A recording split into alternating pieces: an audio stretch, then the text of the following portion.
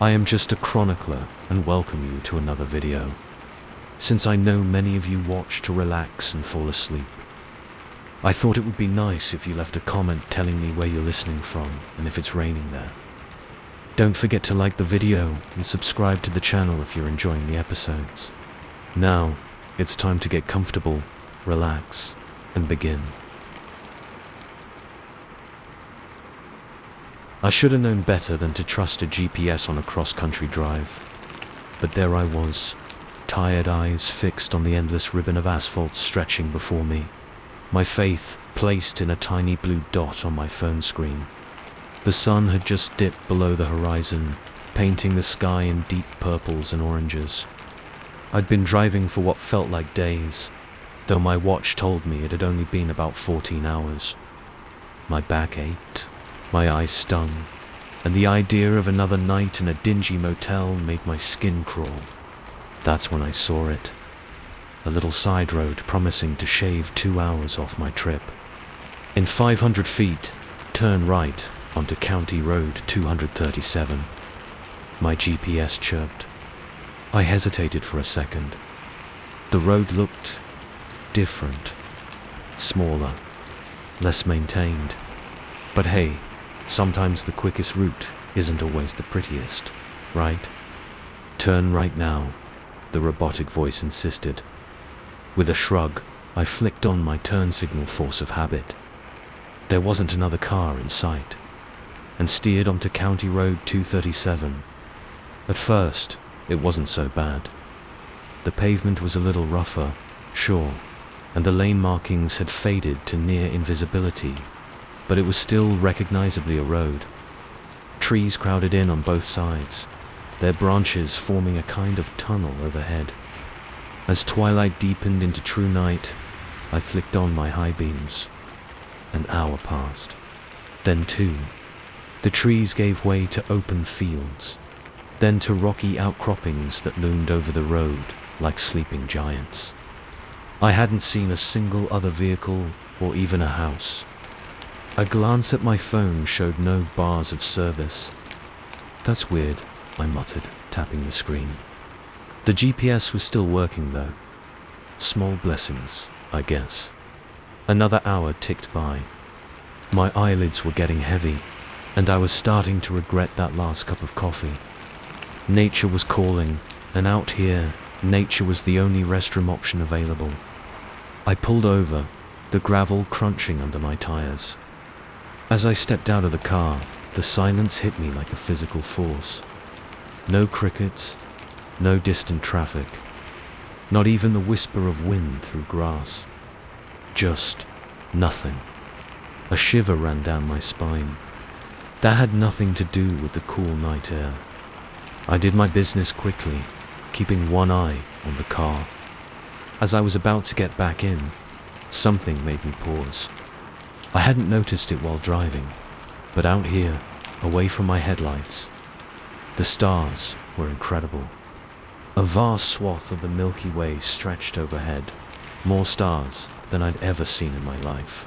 For a moment, I forgot my unease, lost in the beauty of it all. A sudden beep from my phone snapped me back to reality. Low battery warning. Cursing under my breath, I climbed back into the driver's seat and plugged in my charger. Nothing happened.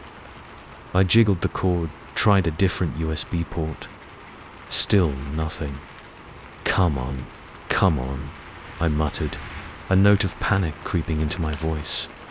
Without my phone, without GPS. I took a deep breath. Okay, no need to freak out. I'd just keep driving until I hit a town or a gas station. Someone would be able to help me there. As I pulled back onto the road, I noticed something that turned my blood to ice.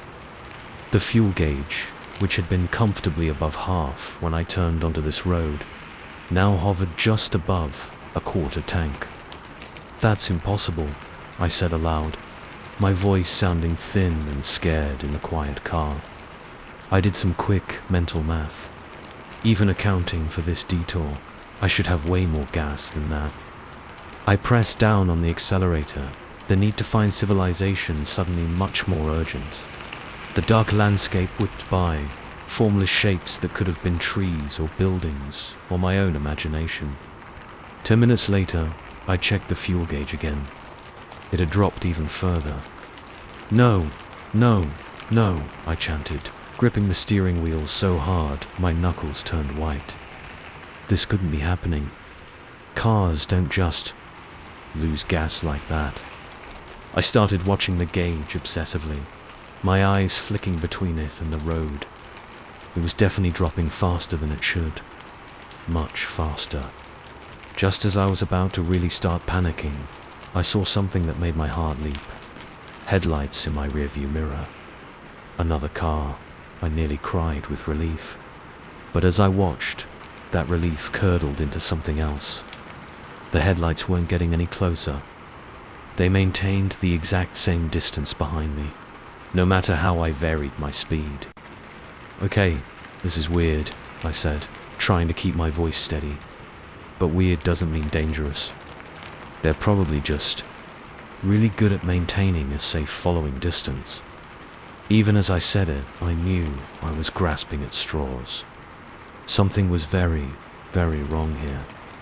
I kept driving, my eyes now bouncing between the road ahead, the fuel gauge, and those ever-present headlights behind me. The needle on the gauge was now hovering just above empty, and I knew with grim certainty that I'd be out of gas long before I reached anywhere with help. That's when I saw it. A sign looming out of the darkness. My headlights illuminated, peeling paint and rusted metal, but I could still make out the words, "Welcome to Millbrook Park, 1,200 a town." My relief was so intense, I actually laughed out loud. Civilization, help, maybe even a hotel where I could sleep off this nightmare of a night. I pressed down on the accelerator, eager to reach the town limits. But as I drove on, that eagerness turned to confusion, then to creeping dread. Where were the houses? The streetlights? Hell, even a gas station would be something. But there was nothing. Just more empty roads stretching into the darkness. I drove for another 10 minutes, my confusion deepening with every passing second. I should have reached the town by now. Towns don't just disappear. The gas gauge dinged, a cheerful little sound that felt wildly out of place. The needle was now firmly on E. I had minutes left, at best. That's when I saw the next sign. My headlights caught it just as the engine started to sputter. Now leaving Millbrook, come back soon. No, I whispered, my voice cracking. No, that's not possible. The engine gave one final, choking gasp and died. Using the last of my momentum, I guided the car onto the shoulder and let it roll to a stop. For a long moment, I just sat there, my hands still gripping the steering wheel.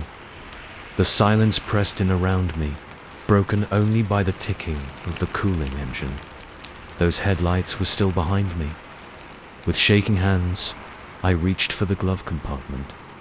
I knew I had a flashlight in there somewhere. As I fumbled around, my fingers brushed against something unfamiliar. Frowning, I pulled it out. It was a map. An honest-to-God paper map. The kind I hadn't seen since I was a kid. But I knew for a fact it hadn't been there when I started this trip.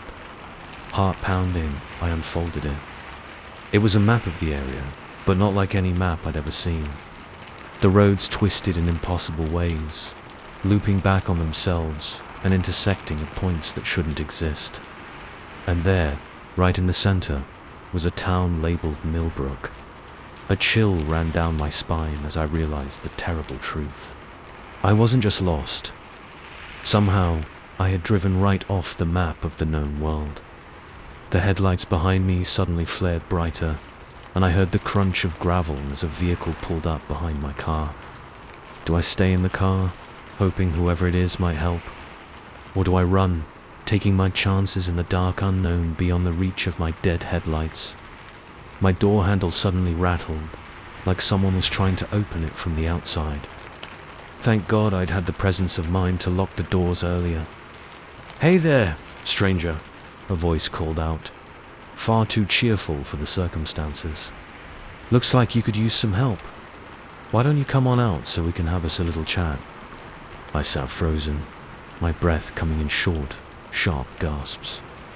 The voice sounded friendly enough, but there was something off about it. Something that set every nerve in my body jangling with alarm. "Come on now," the voice continued, a hint of impatience creeping in. "Don't be rude. We don't get many visitors out here in Millbrook. It'd be a shame if you didn't stay a while." Millbrook, the town that wasn't there.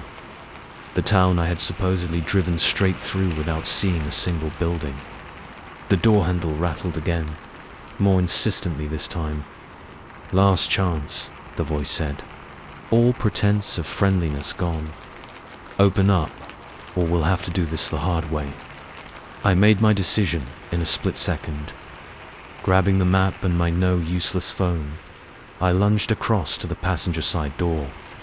I fumbled with the lock for a heart-stopping moment before managing to wrench it open. I tumbled out onto the gravel, my legs nearly buckling under me as I scrambled to my feet. Without daring to look back, I took off running into the darkness beyond the road. Behind me, I heard angry shouts and the slam of car doors. Flashlight beams cut through the night, searching for me. I ran harder than I've ever run in my life, my lungs burning, branches whipping at my face. I had no idea where I was going, but I knew I couldn't stop. As I ran, a terrible thought occurred to me. What if there was no way out? What if this road, this nut town of Millbrook, was all there was now? The shouts behind me grew fainter, but I didn't slow down. I couldn't shake the feeling that if I stopped, if I let this place catch up to me, I'd never leave. I'd become just another missing person, another unexplained disappearance. So I kept running, the impossible map clutched in my hand, praying I'd find my way back to the world I knew. Back to a place where roads went somewhere, where towns didn't vanish, where the rules of reality still applied. But with every step, a small voice in the back of my mind whispered a chilling truth. You can't outrun a place that doesn't exist. Welcome to Millbrook. Population 1,201. Story 2. The first thing I noticed about Sycamore Lane was the silence. Not the peaceful quiet of a sleepy suburb, but the kind of stillness that makes your skin prickle. Like the whole street was holding its breath, waiting for something to happen. I'd been unpacking boxes in my new living room when the doorbell chimed. Wiping sweaty palms on my jeans, I opened the door to find a woman with a smile so wide it looked painful. "Welcome to the neighborhood," she chirped, thrusting a casserole dish into my hands. "I'm Barbara from number 42. We're all so excited to have a new addition to our little community." Before I could stammer out a thank you, she was gone, practically skipping down my front walk. I stood there for a moment, blinking in the afternoon sun. It was nice of her, I supposed. Just a little intense. That was only the beginning. Over the next few days, it felt like every resident of Sycamore Lane found an excuse to drop by. There was Tom with a set of gardening tools you'll want to keep that lawn in tip-top shape. Sarah with homemade cookies, the HOA meeting is next Tuesday, don't forget. And the Johnsons from across the street with a bottle of wine, we simply must have you over for dinner soon. It was overwhelming, but kind of sweet. I'd moved here for a fresh start after my divorce, and the warmth of my new neighbors was a bum to my frayed nerves. So what if they were a little overeager? It beat the cold shoulders and judgmental looks I'd gotten in my old neighborhood when the news of my ex's affair broke. Things started to get weird about a week after I moved in. I was in the backyard, struggling to assemble a patio set, when I heard a voice from over the fence. "Need a hand there, neighbor?" I looked up to see a man peering over the top of the wooden fence. He had a friendly face, but something about his eyes made me uneasy. "Oh, no thanks," I said, forcing a smile. "I've got it under control." "You sure?" he pressed. "I've got some tools that would make quick work of that. I could pop right over." "Really? I'm fine," I insisted, my smile feeling more strained by the second. He shrugged, but didn't move away from the fence. "Suit yourself. By the way, I noticed you haven't put up any curtains in your bedroom yet. You might want to get on that. Wouldn't want anyone peeking in, would we?" With a wink that made my stomach turn, he disappeared back into his own yard. I stood there for a long moment, my hand shaking slightly. How did he know about my bedroom curtains? My bedroom was on the second floor, facing the street. There's no way he could have seen it from his backyard. That night, I lay awake, staring at the ceiling. Every creak of the house, every rustle of leaves outside my window, set my nerves on edge. I couldn't shake the feeling of being watched. The next morning, I found a package on my doorstep. Inside was a set of heavy blackout curtains and a note that simply read, "For your bedroom." "Your friends on Sycamore Lane." A chill ran down my spine. I hadn't mentioned the curtain conversation to anyone. How did they know? Over the next few weeks, the welcome gifts kept coming. A new doormat appeared one day, replacing my old one, which had mysteriously vanished. A state-of-the-art security system showed up, already programmed with a code I didn't set. Each gift came with a note, always signed the same way. "Your friends on Sycamore Lane." I started to notice other things, too. The way conversations would stop abruptly, when I walked by groups of neighbors, the constant hum of lawn mowers and leaf blowers, even though the yards always looked perfectly manicured. The fact that no matter what time I left for work or came home, there was always someone out on their porch or working in their yard, waving cheerily as I passed. It was during one of those waves that I saw it. Mrs. Berses Peterson from 2 doors down was watering her roses, smiling and waving as I pulled into my driveway. But as I got out of the car, the sun caught something in the bushes behind her. Something that glinted like glass, or a camera lens. My heart pounding, I hurried inside, locking the door behind me. This was crazy, right? I was just being paranoid. These were nice people who were maybe a little too invested in their community. That's all. But as I moved through my house, I started to notice things. The throw pillow on my couch that I could have sworn was on the other side this morning. The mug in my dish drain that I didn't remember using. Small things I could easily have misremembered or overlooked, but taken together, with shaking hands, I started searching my house. I looked behind picture frames, under lamps, in potted plants. At first, I felt ridiculous, but then, in the corner of my living room, tucked behind a bookshelf, I found it. A tiny camera, no bigger than a button, pointed directly at my couch. My blood ran cold. This couldn't be happening. This had to be some kind of mistake. But as I continued my search, I found more. One in the kitchen, hidden in the face of the microwave. Another in my home office, cleverly disguised as part of a power strip. And in my bedroom, nestled in the new curtain rod that had come with those blackout curtains, yet another camera. I sank onto my bed, my mind reeling. How long had these been here? What had they seen? And more importantly, who was watching? The chime of the doorbell made me jump. Through the peephole, I could see Barbara from number 42, that too wide smile plastered on her face. "You who?" she called out. "Just wanted to check in, see how you're settling in." I stood frozen, barely breathing, until her footsteps retreated down the walk. As soon as she was gone, I ran to my computer. I needed to call the police, to get out of here, to do something. But when I opened my laptop, my heart nearly stopped. Instead of my usual desktop background, there was a single image. A photo of me, taken just moments ago, sitting on my bed surrounded by the cameras I'd found.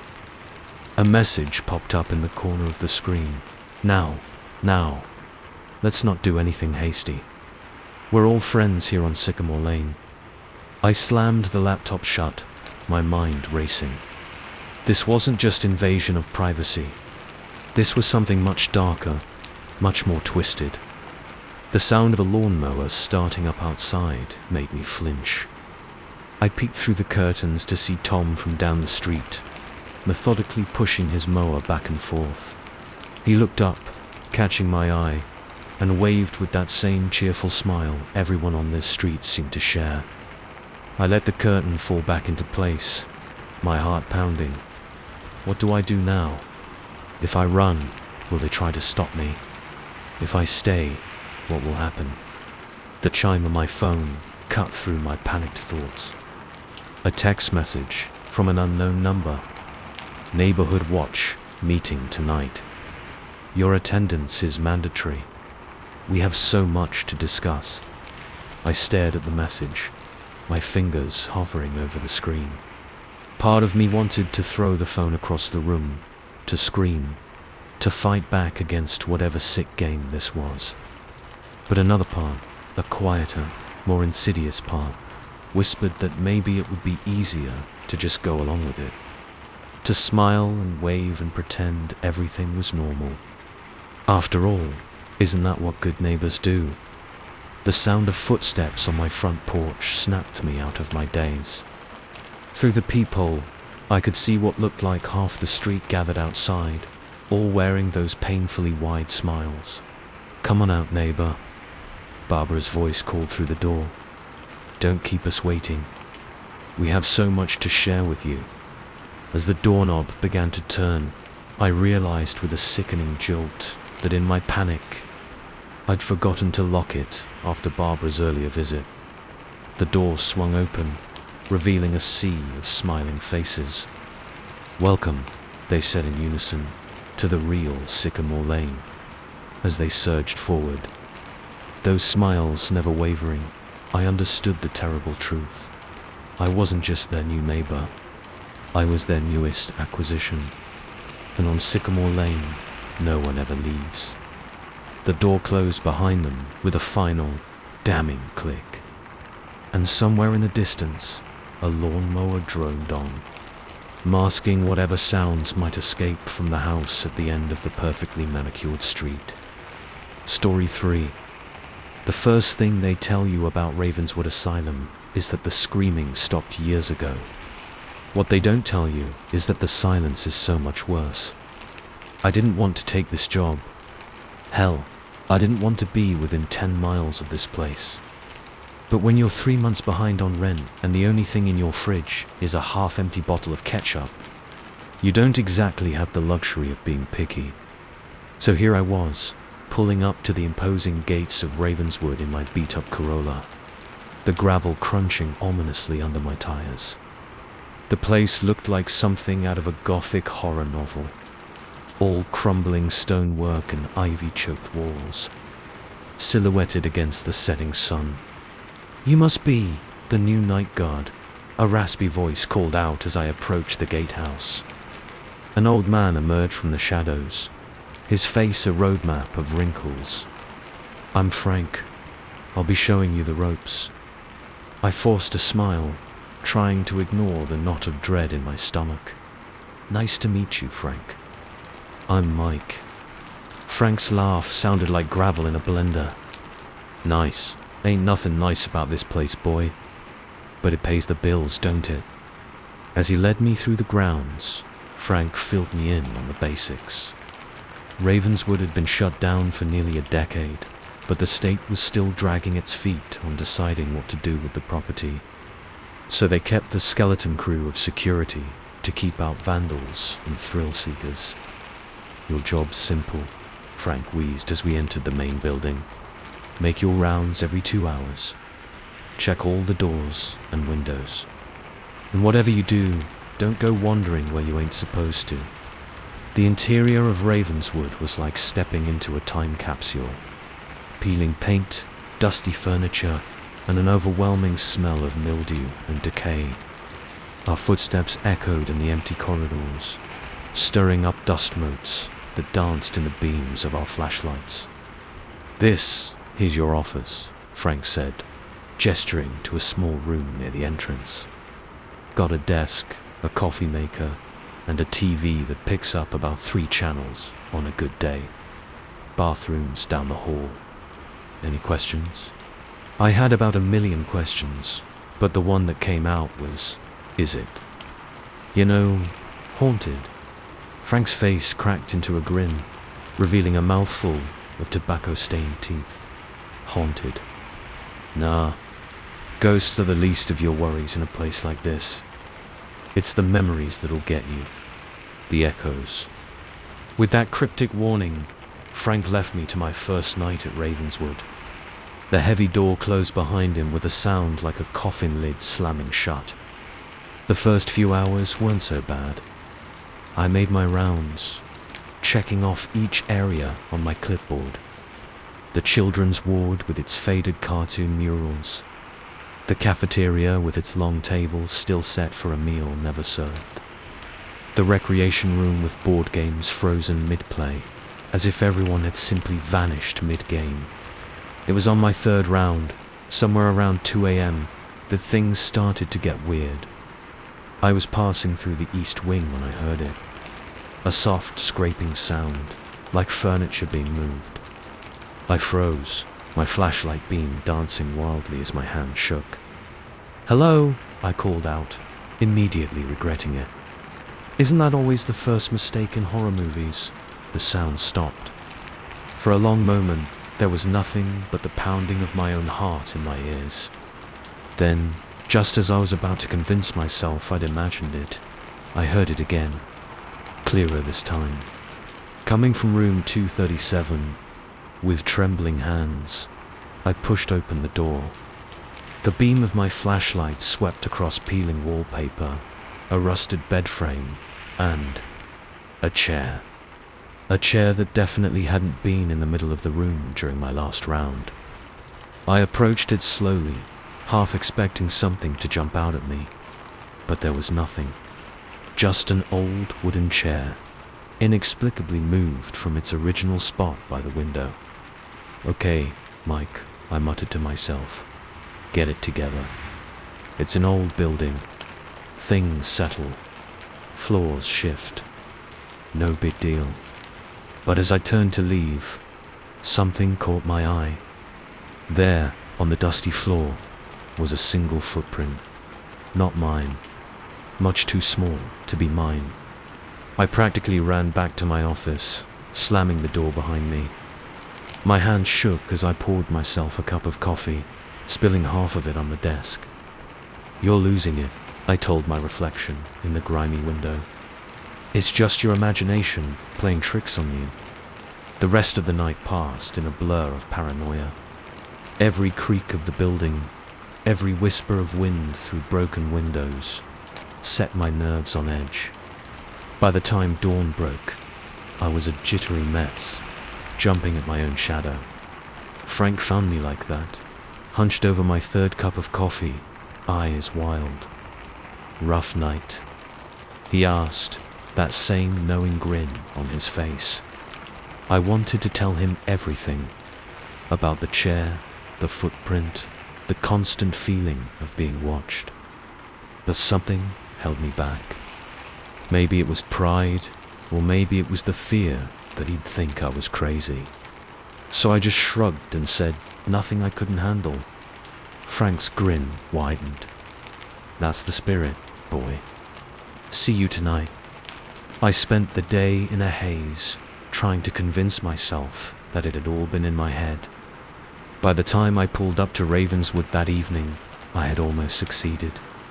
Almost. The second night started much like the first. Same rounds, same empty corridors, same oppressive silence. But this time, I was ready for anything. Or so I thought.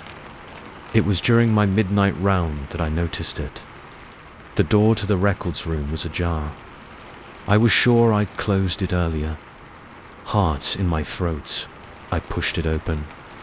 The room was dark, lit only by the pale moonlight filtering through grimy windows. Filing cabinets lined the walls, their metal surfaces reflecting my flashlight beam. And there, in the center of the room, was a pile of papers. I approached cautiously, my shoes crunching on scattered documents. They were patient files, dozens of them, spread out across the floor like some demented collage. With shaking hands, I picked one up. The photo showed a young woman, her eyes vacant, her hair wild. The name at the top read, Sarah Matheson, admitted.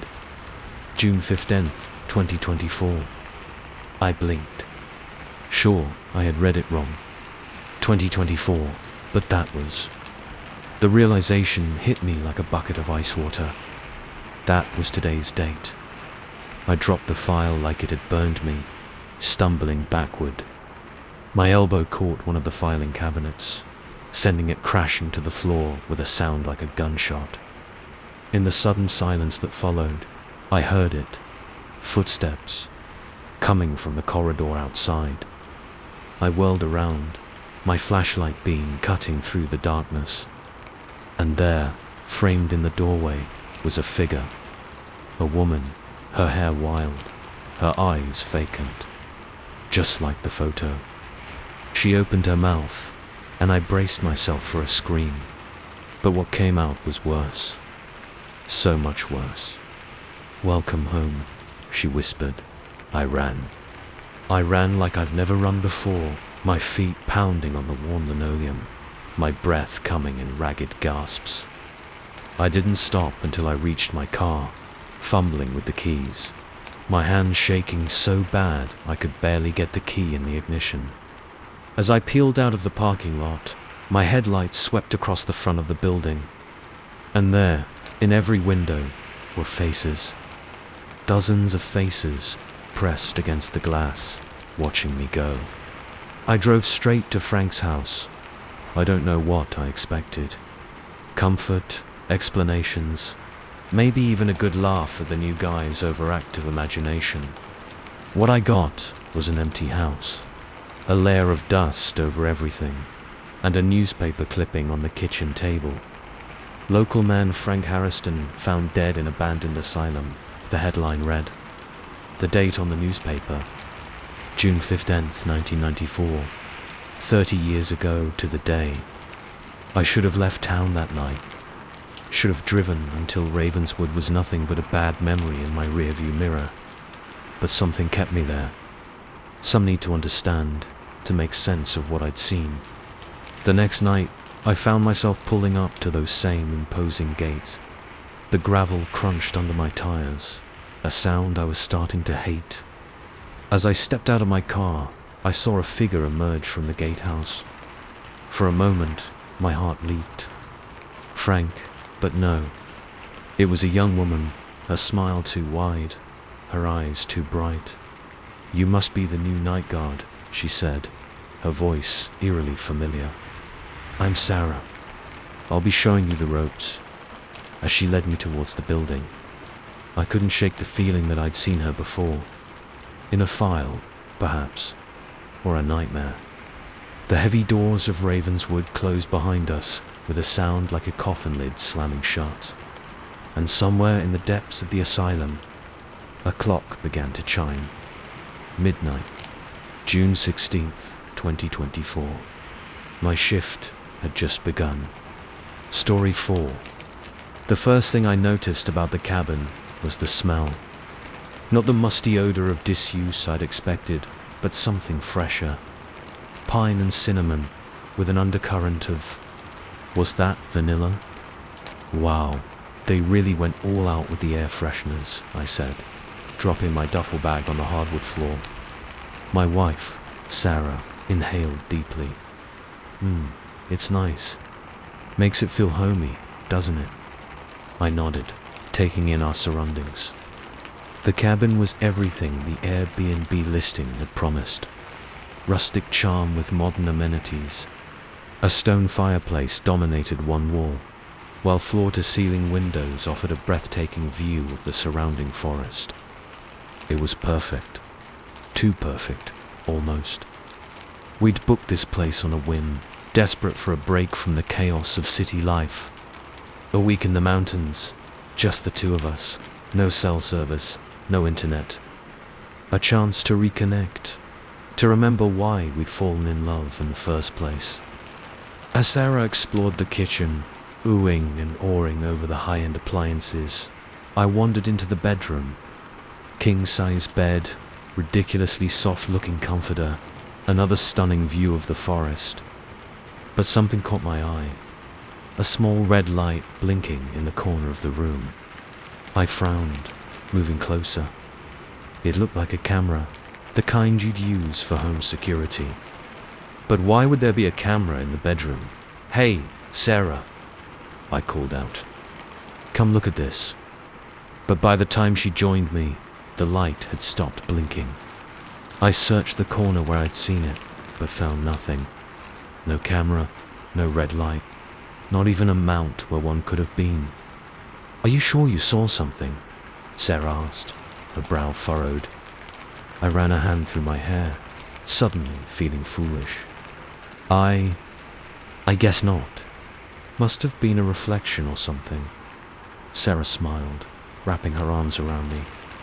"You work too hard, babe. Your brain's probably just having trouble shifting into vacation mode. Come on, let's go for a hike. Clear our heads." The hike was exactly what we needed. The crisp mountain air, the crunch of leaves underfoot, the dappled sunlight filtering through the canopy. It was like stepping into another world. For a few hours, I forgot all about blinking lights and imaginary cameras. We returned to the cabin as the sun was setting, tired but happy. After a quick shower, we curled up on the couch with glasses of wine, watching the last rays of sunlight paint the sky in brilliant oranges and pinks. "This is nice," Sarah murmured, her head on my shoulder. "We should do this more often." I kissed the top of her head, breathing in the familiar scent of her shampoo. "Yeah, we should."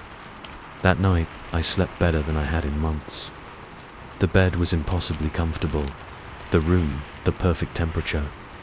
It wasn't until morning that things started to get weird. I woke up before Sarah, padding into the kitchen to make coffee. As I waited for the pot to brew, I noticed something odd. The mug I'd used last night, the one I'd left in the sink, was now sitting on the counter. Clean and dry. "Ha," I muttered, picking it up. Maybe Sarah had washed it after I went to bed. But no, she'd turned in before me. A chill ran down my spine as I remembered the blinking light from yesterday. I shook my head, trying to dispel the thought. I was being paranoid. This was supposed to be a relaxing vacation, not fodder for my overactive imagination. The rest of the morning passed uneventfully. We had breakfast on the porch, watching a pair of deer graze in the nearby clearing. Then we set off for another hike, this one to a waterfall we'd read about in the cabin's guidebook. It was on the way back that Sarah noticed it. "Hey," she said, stopping suddenly. "Wasn't your blue flannel hanging on the back of this chair when we left?" I looked where she was pointing. My favorite flannel shirt, the one I'd been planning to wear tomorrow, was indeed draped over a chair by the fireplace. But she was right. I could have sworn I'd left it in the bedroom. Maybe the cleaning service came by, I suggested, not really believing it myself. Sarah frowned, without any cars in the driveway. "And why would they move your shirt?" An uneasy feeling settled in my stomach. Let's just forget about it. Want to start a fire? It's getting chilly, but I couldn't forget about it. As the day wore on, I noticed more little things. A book on the coffee table that I didn't remember putting there. The throw pillows on the couch arranged differently than how we'd left them. Small things, things I could easily have misremembered or overlooked. But taken together, that night I couldn't sleep. Every creak of the cabin, every rustle of leaves outside, set my nerves on edge. I lay there, staring at the ceiling, my mind racing. It was some time after midnight when I heard it. A soft thud, like something being set down carefully, coming from the living room. My heart began to race. Slowly, careful not to wake Sarah, I slipped out of bed. I crept to the bedroom door, ears straining for any sound. Nothing. Taking a deep breath, I eased the door open. The living room was dark, lit only by the faint moonlight filtering through the windows. Everything looked normal. No intruders, no misplaced objects, nothing. I was about to go back to bed when I saw it.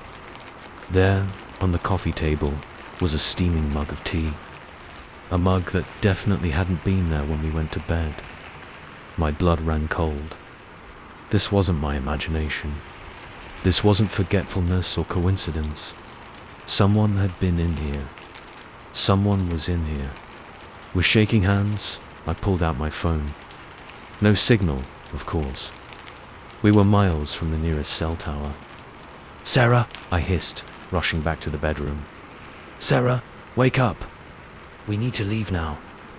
But as I burst into the room, the words died in my throat. The bed was empty. The covers were pulled back, as if Sarah had just gotten up, but she was nowhere to be seen. "Sarah," I called out, panic rising in my voice. "Sarah, where are you?" No response. My mind raced. The bathroom, the porch. Had she gone outside for some reason? As I turned to check the rest of the cabin, something on the nightstand caught my eye. Sarah's phone. She never went anywhere without it. With trembling fingers, I picked it up. The screen was dark, but as I touched it, it came to life. And what I saw made my blood turn to ice. It was a video. A video of us, sleeping in this very bed. The time stamp in the corner read 2:17 a.m. Less than an hour ago. I stumbled backward, the phone clattering to the floor. This couldn't be happening. This had to be some kind of sick joke. That's when I heard it. A laugh. Soft, almost musical, coming from somewhere in the cabin. Sarah's laugh. But it wasn't Sarah. It couldn't be. The Sarah I knew would never do this. I ran out of the bedroom, through the living room, yanking open the front door. I had to get out, had to get help. But as I burst onto the porch, I skidded to a halt. There, in the clearing where we'd watched the deer this morning, was a figure. In the dim moonlight, I could just make out long hair, a familiar silhouette. "Sarah," I called out, my voice cracking. The figure turned, and in that moment, I realized my mistake. It looked like Sarah, yes, but the eyes were all wrong. Cold, empty, like looking into the eyes of a doll. "Welcome home, honey," not Sarah said, her voice a perfect imitation of my wife's. "Why don't you come join me? The view out here is just perfect." I backed away, my heart pounding so hard I thought it might burst out of my chest. This wasn't real. It couldn't be real. But as I turned to run back into the cabin, to grab my keys and get the hell out of here, I froze. There, in every window of the cabin, were faces. Dozens of faces, pressed against the glass, watching me. And every single one of them wore Sarah's smile. The last thing I remember is the sound of footsteps behind me. Soft, approaching slowly. And a voice, my own voice, whispering in my ear, "Isn't this cabin just perfect? We could stay here forever." I woke up in our bed back home, drenched in sweat, Sarah sleeping peacefully beside me. It was just a nightmare, I told myself. Just a product of stress and an overactive imagination. But as I got up to get a glass of water, I noticed something on the nightstand. A small wooden figurine of a cabin. A cabin I'd never seen before. And next to it, a note in unfamiliar handwriting. "Thanks for staying with us. We hope you'll come back soon. The cabin misses you already. I haven't slept well since that night. And every time Sarah suggests we take a vacation, I find myself breaking out in a cold sweat. Because deep down, I know. Somewhere out there, in a forest I can't quite remember, there's a perfect cabin. And it's waiting for us to come home." Story 5. The 7:15 to Grand Central was always crowded, but it wasn't the crush of bodies that made me uneasy. It was the eyes. His eyes. Always watching, never blinking, following my every move from the far end of the car. I first noticed him about a month ago. Tall, well-dressed, with a face you'd forget the moment you looked away. But those eyes, they stuck with you. Dark, intense, like black holes sucking in everything around them. At first, I thought it was just coincidence. New York's a big city, but people often end up on the same train day after day. No big deal, right? But as the days went by, I started to notice things. The way he always got on at my stop, even though I'd never seen him in the neighborhood. How he always stood in the same spot, no matter how crowded the car got. And those eyes, always fixed on me. I tried to shake it off, told myself I was being paranoid. But the feeling of being watched, of being hunted, grew stronger with each passing day. It was a Tuesday when things escalated. I remember because I was wearing my favorite red blouse, the one with the tiny white polka dots. As I settled into my usual seat, I felt the weight of his stare even before I looked up. There he was, same spot, same intensity. But this time, something was different. He was smiling. It wasn't a friendly smile. It was the kind of smile a cat might give a cornered mouse. My heart rate quickened, and I tried to focus on my book, the words blurring before my eyes. When my stop came, I practically ran off the train, my heels clicking frantically on the platform. As I merged into the river of commuters heading for the exits, I glanced back. He was there, moving unhurriedly through the crowd, that unsettling smile still on his face. I ducked into the nearest coffee shop, ordered a latte I didn't want, and tried to calm my nerves. By the time I got to work, I had almost convinced myself I was overreacting. Almost. That night, I took a later train home. Part of me hoped he wouldn't be there. Part of me knew he would. The car was nearly empty when I boarded, and there he was, in his usual spot. But this time, he spoke. "Hello, Emily." My blood ran cold. I had never told him my name, had never spoken to him at all. I'm sorry, do I know you?" I managed to stammer out. His smile widened, showing too many teeth. "Oh, I think we know each other quite well by now, don't you?" I clutched my bag tighter, looking around desperately for other passengers, for a conductor, for anyone. But we were alone. "What do you want?" I asked, hating the tremor in my voice. He tilted his head, considering. "Want? I don't want anything, Emily. I'm simply here to observe, to watch. It's what I do." The train lurched into motion, and I stumbled, grabbing onto a pole for support. When I looked up, he was gone. I spent the rest of the ride home in a state of panic, jumping at every sound, every shadow. By the time I reached my apartment, I was a wreck. I double-checked every lock, closed all the curtains, and spent a sleepless night jumping at every creak and groan of the old building. The next morning, I seriously considered calling in sick. But the thought of spending the day alone in my apartment, imagining him out there, watching, waiting, it was too much. So I went to work. The morning commute was uneventful. No sign of him. I began to relax, to think maybe it had all been some sort of bizarre hallucination brought on by stress and lack of sleep. Then I got to my desk. There, sitting innocently next to my keyboard, was a small white envelope. My name was written on it in elegant script. With shaking hands, I opened it. Inside was a single sheet of paper. As I unfolded it, something fell out.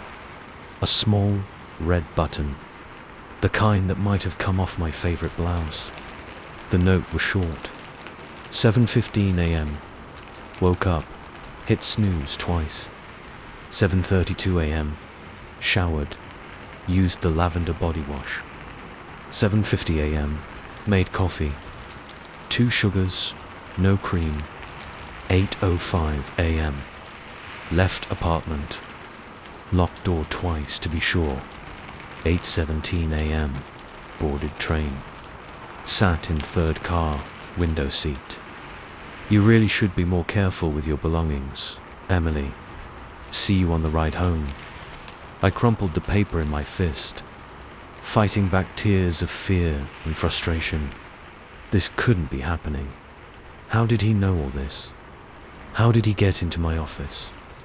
I went to my boss, showed her the note, tried to explain about the man on the train. She listened with growing concern, then insisted on calling the police. The officers who responded were kind, but skeptical. Yes, it was unsettling. No, they couldn't dust for prints because too many people had already handled the envelope. Yes, they would look into it, but without more evidence of an actual threat. I spent the rest of the day jumping at every sound, flinching every time someone walked past my desk. By the time 5 o'clock rolled around, I was a nervous wreck. I briefly considered taking a cab home, expense be damned. But the thought of being alone in a car with a stranger seemed even worse. So I headed for the train station, my heart pounding with each step. The platform was crowded, as usual. I scanned the faces around me, looking for him, but didn't see him. As the train pulled in, I took a deep breath and boarded. He wasn't in his usual spot. I felt a momentary flash of relief, quickly replaced by a new fear. If he wasn't here, where was he? What was he planning? I found a seat, tucked myself into the corner, and tried to make myself as small as possible. As the train lurched into motion, I allowed myself to relax just a fraction. That's when I felt it. A gentle tap on my shoulder. I turned, expecting. I don't know what I was expecting, but it wasn't the kind-faced elderly woman smiling at me. "Excuse me, dear," she said, her voice warm and grandmotherly. "You dropped this?" She held out a small white envelope. My heart stopped. With trembling fingers, I took it from her. "Thank you," I managed to stammer out. The woman smiled and turned back to her book. I stared at the envelope in my hands. My name was written on it in that same elegant script. Part of me wanted to throw it away unopened, to get off at the next stop, to run and never look back. But I knew it wouldn't matter. He would find me. He would always find me. So I opened it. Inside was another single sheet of paper and another small object. A key, my key. The spare key I kept hidden under a fake rock by my apartment door. The note read, "I'll be seeing you soon, Emily. Very soon. Don't bother changing the locks. It won't help. P.S. I love what you've done with your bedroom. The new curtains are a nice touch." I looked up, wild-eyed, scanning the car, but there was no sign of him. Just the usual crowd of tired commuters, all lost in their own worlds. The rest of the ride passed in a blur. I clutched the envelope to my chest, my mind racing. What was I going to do? Where could I go? As the train pulled into my station, I made a split-second decision. I wasn't going home. I couldn't. Instead, I got off and headed straight for the police station. I spent hours there, telling my story over and over. They took the notes as evidence, promised to post a patrol car outside my apartment. But I could see the doubt in their eyes. Without proof of an actual threat, there wasn't much they could do. In the end, I checked into a hotel. I couldn't face my apartment, couldn't bear the thought of him being there, touching my things, watching me sleep. As I lay in the unfamiliar bed, jumping at every sound from the hallway, every car parting on the street below, my phone buzzed with a text from an unknown number. Sweet dreams. Emily, don't worry, I'll wake you in time for the 7:15. I didn't sleep that night, or the next, or the one after that. I changed my phone number, my email, even my job. I moved to a new apartment in a new city. But every morning, without fail, there's a white envelope waiting for me. Sometimes at my door, sometimes on my desk at work.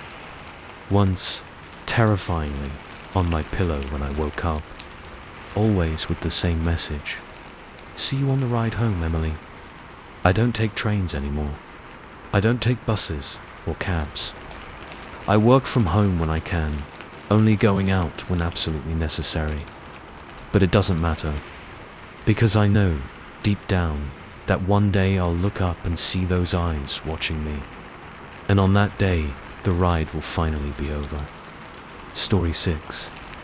The first message from @Shadowseeker appeared in my inbox on what had to be the worst day of my life. My dog had just died. I'd bombed a crucial exam, and to top it all off, I'd overheard my so-called friends laughing about how pathetic and clingy I was. I was curled up in bed, scrolling mindlessly through social media, when the notification popped up. @Shadowseeker. Hey there. Looks like you're having a rough day. Want to talk about it? I hesitated.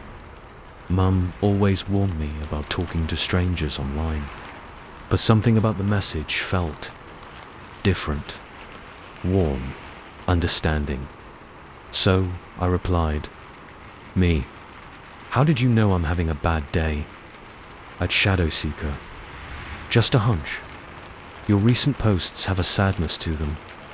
I'm a good listener if you need one. And just like that, I found myself pouring my heart out to a complete stranger. It should have felt weird, but it didn't. Shadowseeker seemed to know exactly what to say, offering comfort and advice that felt tailor-made for me. Our chats became a daily thing. We'd talk about everything and nothing.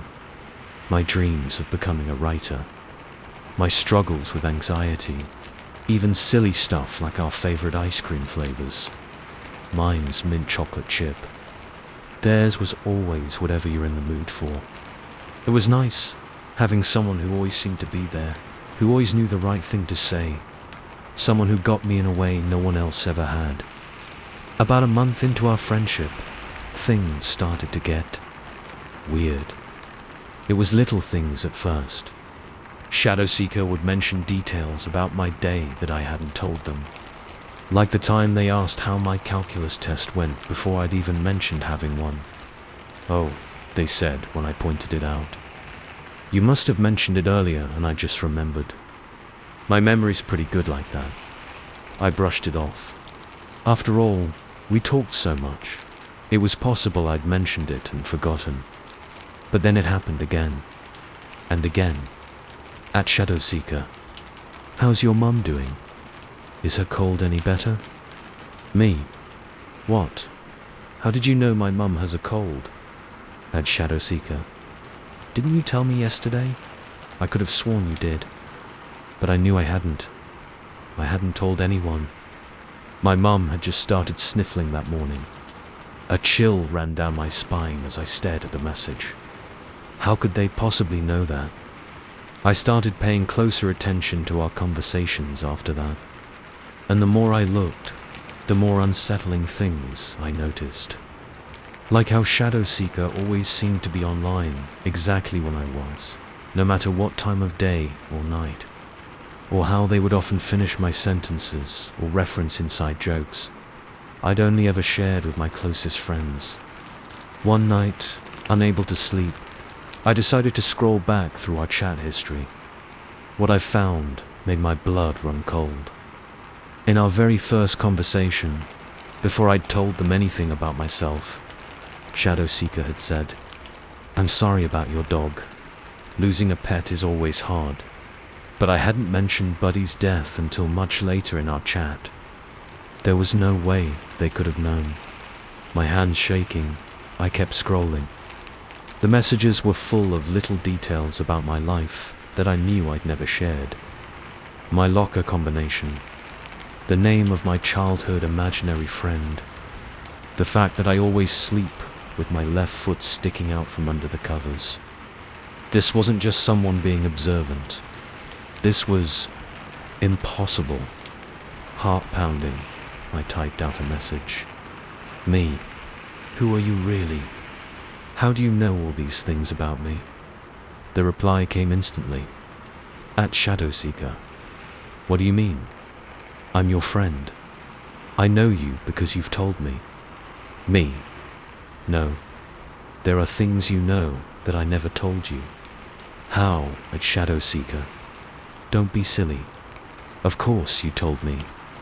We tell each other everything, remember? That's what best friends do." A chill ran down my spine. Best friends. When had we become best friends? Me. I'm serious. If you don't tell me the truth right now, I'm blocking you. There was a long pause. Then, at Shadow Seeker, you don't really want to do that. We both know you need me. Who else really understands you? Who else is always there for you? Me. That's not an answer. How do you know these things about me? At Shadow Seeker, I know everything about you. I always have. I always will. You can't get rid of me that easily. My hands were shaking so badly I could barely type. Me. I'm blocking you now. Don't try to contact me again. At Shadow Seeker. Go ahead. Block this account. Delete the app. Throw your phone away if you want. It won't matter. I'll always find a way to reach you. Because I'm not just online, my name. I'm everywhere. I stared at the screen, my breath coming in short gasps. How did they know my real name? I'd never told them. I'd been so careful to only use my username. Before I could respond, another message popped up. At Shadow Seeker. Don't believe me. Check your email. With trembling fingers, I opened my email app. There, at the top of my inbox, was a new message from my own email address. The subject line read, "I told you, I'm everywhere." I opened it.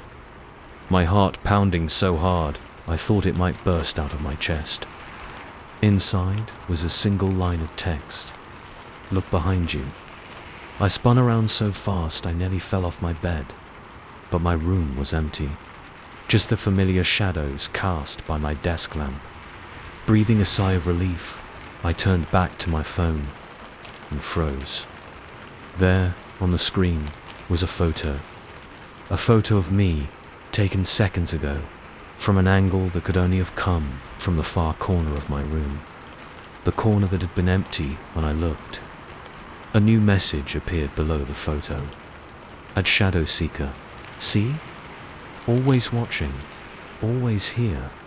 Your very best friend. I threw my phone across the room, not caring as I heard the screen crack. This couldn't be happening. It wasn't possible. I ran to my parents' room, babbling about online stalkers and impossible photos. They calmed me down, assured me it was probably just a prank, albeit a cruel one. Dad even checked the house, room by room, to prove there was no one there. I spent the rest of the night curled up in their bed like I used to do during thunderstorms as a kid. But no amount of parental reassurance could shake the feeling of eyes on me, watching, always watching. The next morning, I awoke to find my cracked phone placed carefully on my nightstand. A new message notification blinked on the screen. With shaking hands, I opened it. At Shadow Seeker. Good morning. Hope you slept well. Ready for another day. I blocked the account, deleted the app, went to the phone store and got a completely new phone with a new number. It didn't matter. The messages kept coming. Through email, through other social media accounts I didn't even remember creating. Once, terrifyingly, through my smart TV as I was watching Netflix. Always friendly, always knowing, always there. I stopped going online, stopped using my phone for anything but emergencies. I even convinced my parents to let me switch to a school without Wi-Fi or smartboards. But still, Shadow Seeker found ways to reach me. Notes in my locker, messages scrawled in the condensation on my bathroom mirror. Once, I came home to find my journal open on my bed, a new entry written in handwriting that looked eerily like my own. Why are you trying to avoid me? Don't you know it's useless? I'm your best friend, your only real friend. I'll always be here, always watching, always protecting you from a world that doesn't understand you like I do. I've tried everything. Therapy, medication, even a brief stint in a psychiatric ward. Nothing helps. Nothing stops the messages. Nothing convinces anyone that this is real, that I'm not just having some kind of prolonged psychotic break. Sometimes, in my darkest moments, I wonder if they're right. If I've just invented this whole thing as some kind of coping mechanism for my loneliness. But then I'll get another message. Another impossible photo. Another reminder that I'm never truly alone. I'm writing this now as a warning. Be careful who you talk to online. Be careful what you share, because you never know who's really on the other end of that screen. And once they get in, they never really leave. My screen is flashing. A new message. I don't want to look, but I know I will. I always do. At Shadow Seeker. Great story. But you forgot to mention the best part. Tell them how much happier you are now that you have me. Tell them how much better your life is with a friend who really knows you. Tell them, I close my laptop, but I can still hear the pings of incoming messages. On my phone, on my tablet, on every device in the house. My very best friend wants to chat. And I know, with a certainty that chills me to my core, that one day I'll give in. One day I'll reply. Because in the end, isn't a friend who knows everything about you better than no friend at all? At Shadow Seeker is typing. Story 7. The Prescott's house keys felt unnaturally heavy in my hand, as I stood on their porch, staring at the imposing oak door. A cool breeze rustled the perfectly manicured hedges, carrying with it the faint scent of autumn leaves and something else. Something I couldn't quite place. Remember, Lily, Mrs. Prescott's voice echoed in my head. Whatever you do, don't go into the basement. It's strictly off limits. I'd nodded, of course. Rich people and their eccentricities, right? Probably had some priceless wine collection down there or something. Besides, as a broke college student, I wasn't about to jeopardize the easiest $500 I'd ever make. 2 weeks of living in a mansion, watering some plants, and feeding a cat. Sign me up. The lock clicked open with a sound that seemed to reverberate through the empty house. I stepped inside, my footsteps echoing on the marble floor of the foyer. The air felt different, heavier somehow, like the house was holding its breath. "Hello," I called out, immediately feeling foolish. I knew no one was home. That was the whole point of me being here. A soft meow answered me, and I looked down to see Mr. Whiskers, the Prescott's fluffy white Persian, winding around my ankles. At least someone was happy to see me. The first few days passed uneventfully. I settled into a routine. Wake up, feed the cat, water the plants, binge watch shows on the Prescott's massive TV, repeat. It was mind-numbingly boring, but hey, easy money. It was on the fourth night that things started to get weird.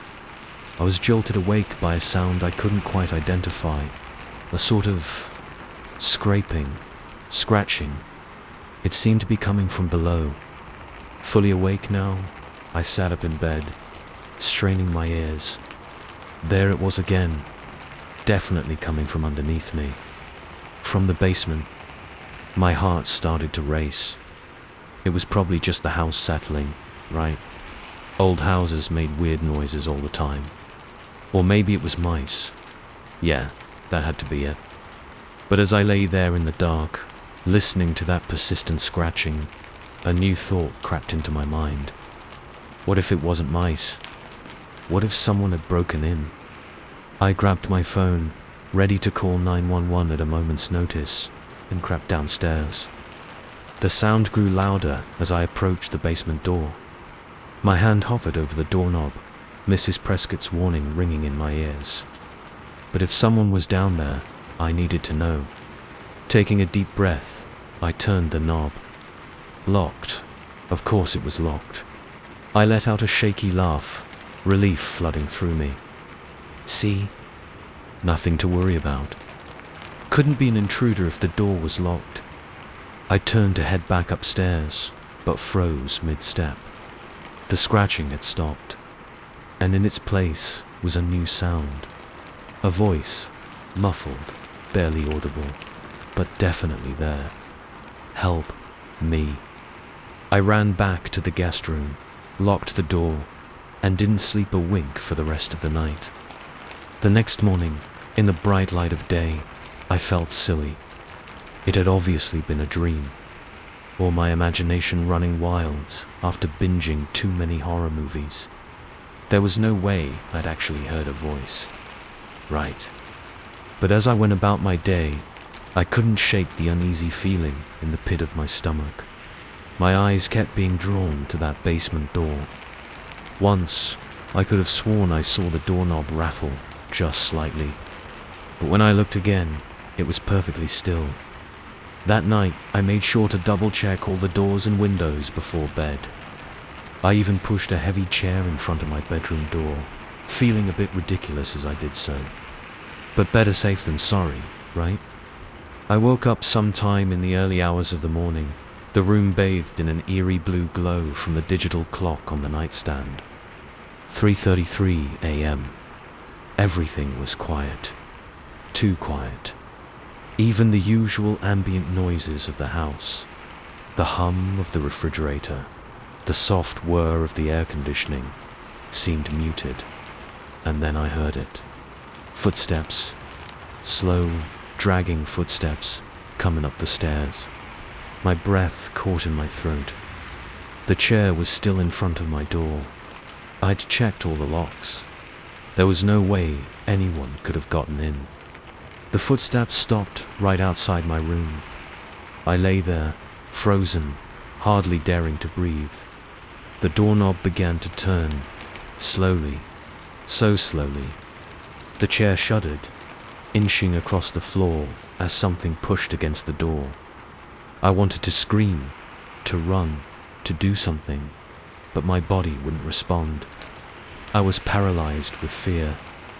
Just as the door was about to open, a loud crash from downstairs broke the spell. The pressure on the door immediately ceased, and I heard those dragging footsteps quickly retreating. It took me several minutes to work up the courage to move. When I finally did, I found Mr. Whiskers sitting in the hallway, looking up at me with his big blue eyes. Next to him was a shattered vase, apparently the source of the crash that had saved me. I scooped up the cat, burying my face in his soft fur as I tried to calm my racing heart. "Good kitty," I whispered. "Very good kitty." The next day, I seriously considered leaving. But where would I go? I couldn't afford a hotel, and I'd sublet my apartment for the duration of this job. Besides, I needed the money. And a small, curious part of me needed to know what was going on in this house. So I stayed. But I started paying closer attention, and the more I looked, the more I noticed. The way certain objects in the house seemed to move when I wasn't looking. The strange, musty smell that sometimes wafted up from beneath the basement door. The way Mr. Whiskers would arch his back and hiss at empty corners of rooms. And always, that feeling of being watched. A week into my stay, I found something that made my blood run cold. I was cleaning the study when I knocked over a stack of papers on Mr. Prescott's desk. As I was gathering them up, a photo slipped out. It was old, yellowed with age. It showed a group of people standing in front of the house. I recognized Mr. and Mrs. Prescott, looking much younger. But it was the figure standing between them that caught my eye. A young woman, maybe my age, with long dark hair and a vacant expression. Something about her seemed off, like she wasn't quite there. I flipped the photo over. On the back, in faded ink, was written, Elizabeth minus 1977.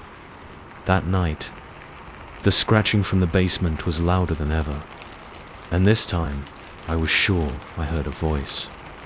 A woman's voice, weak and raspy, calling out a single word over and over. Elizabeth, Elizabeth. I didn't sleep at all that night, or the next. By the time the Prescotts were due to return, I was a nervous wreck, jumping at every sound, flinching at every shadow. As I was packing my bags, eager to be out of this house for good, Mrs. Prescott pulled me aside. "Lily dear," she said, her voice sickly sweet, "we've been so pleased with your work. We were wondering if you'd be interested in a more permanent position. Live-in help, you might say." There was something in her eyes, a glint that made my skin crawl. I thought about the photo, about the scratching, about the voice in the night. "I'm sorry," I stammered. I can't. I have to get back to school." Her smile never faltered, but her eyes hardened. "Are you sure? It would be such a shame to let this opportunity go. You fit in so well here." "I'm sure," I said, more firmly this time. "Thank you for the offer, but I really must be going." As I turned to leave, Mr. Prescott appeared in the doorway. "Heading out so soon, Lily? Why don't you join us for dinner first? We insist." The way he said insists made it clear it wasn't really a request. I felt trapped, cornered. My eyes darted to the basement door, and for a split second, I could have sworn I saw it move. I really can't," I said, edging towards the front door. "My ride is waiting." Mrs. Prescott's hand closed around my wrist, her grip surprisingly strong.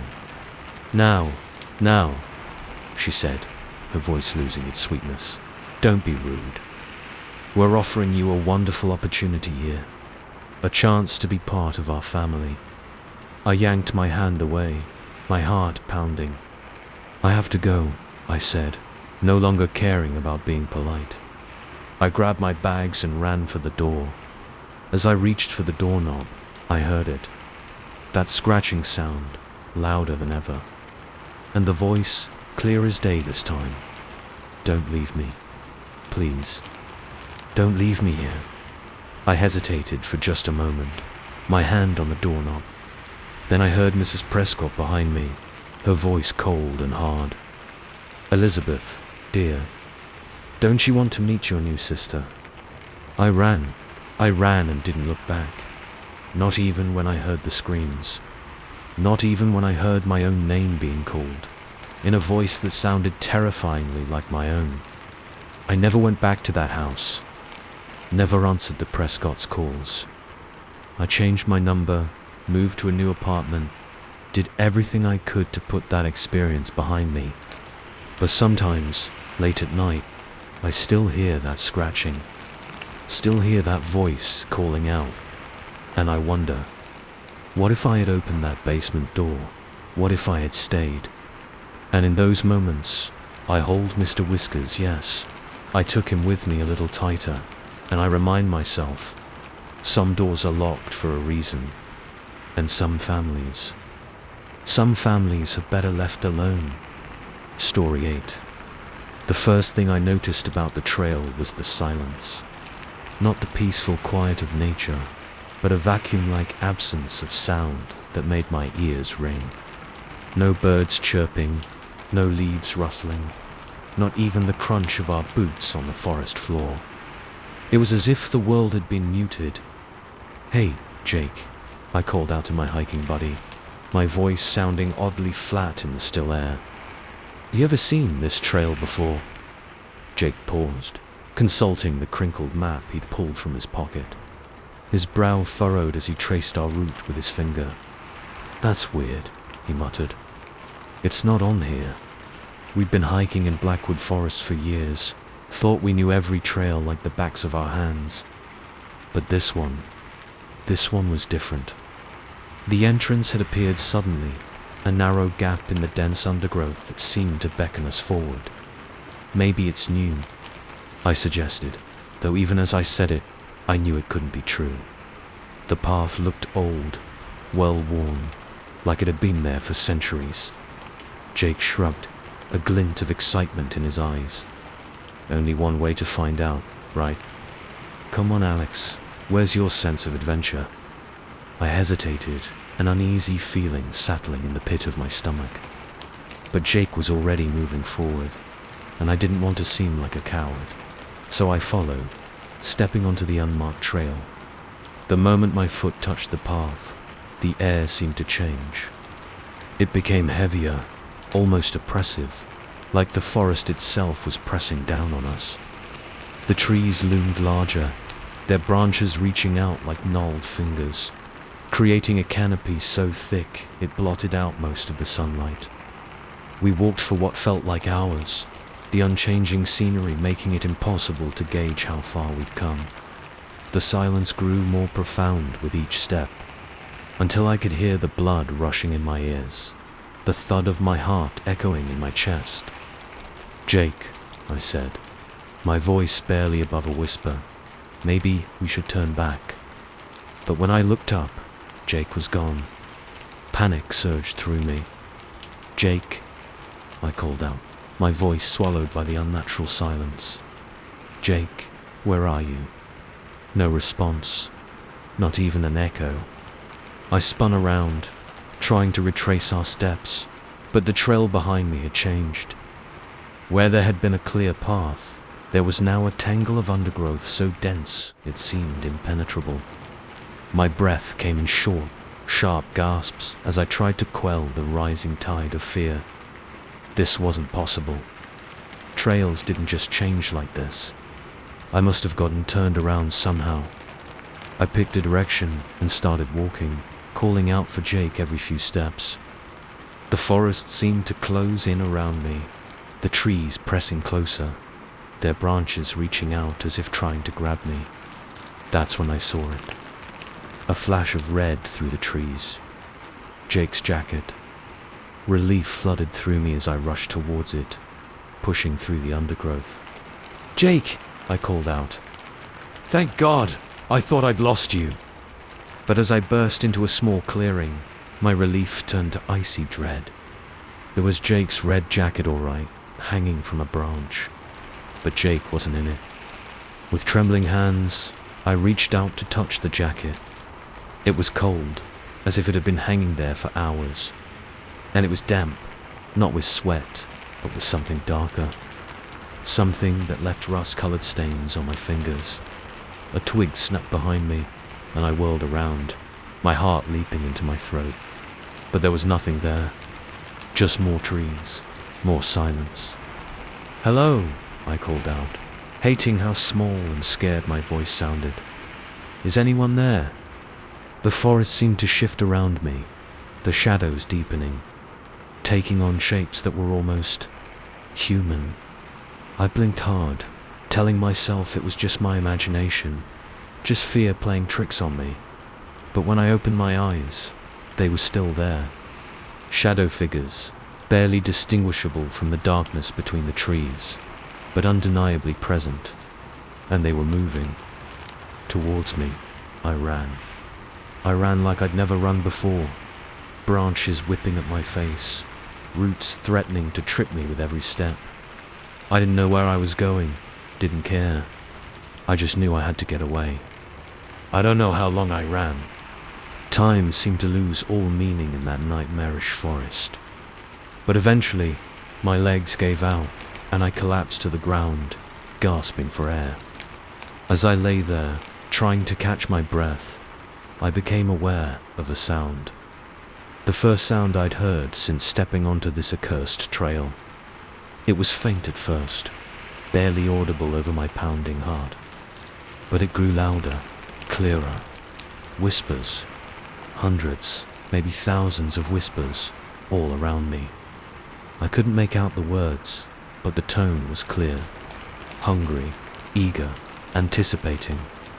I scrambled to my feet, spinning around wildly, trying to locate the source of the whispers. But they seemed to come from everywhere and nowhere at once. That's when I saw the writing, carved into the trunk of a massive oak tree. The letters rough and jagged as if clawed by desperate hands. The trail never ends below it. In smaller, fresher carving, Jake was here. My blood ran cold. This couldn't be real. This had to be some kind of sick joke or a nightmare. I squeezed my eyes shut, willing myself to wake up. But when I opened them, nothing had changed. The whispering continued, growing louder, more insistent. And now I could make out some of the words. Join us. Stay with us. Forever. I ran again, no destination in mind, just a blind animal panic driving me forward. The shadows seemed to chase me, always just at the edge of my vision, reaching out with inky tendrils. I don't know how long I ran. Hours, days, time had no meaning here. But eventually, I saw something that made me skid to a halt. A clearing. And in that clearing, a familiar sight. The entrance to the trail. Hope surged through me. I was back. I'd made it. I rushed forward, ready to burst through that gap in the undergrowth and back into the normal world. But as I reached the entrance, I froze. This wasn't right. The trees were different, the light was wrong, and there, stepping onto the trail with a look of wonder on their faces, were two hikers. Me and Jake, as we had been hours, days ago. I tried to call out, to warn them, warn us, but no sound came from my mouth. I could only watch in horror as our past selves stepped onto the trail, oblivious to the fate that awaited them.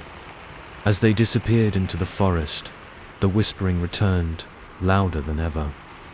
And now I understood the words all too well. Welcome back. You're home now. Forever. I sank to my knees, the terrible truth sinking in. The trail never ends. It just begins again, and again, and again. I don't know how long I've been here. Time doesn't work the same in this place.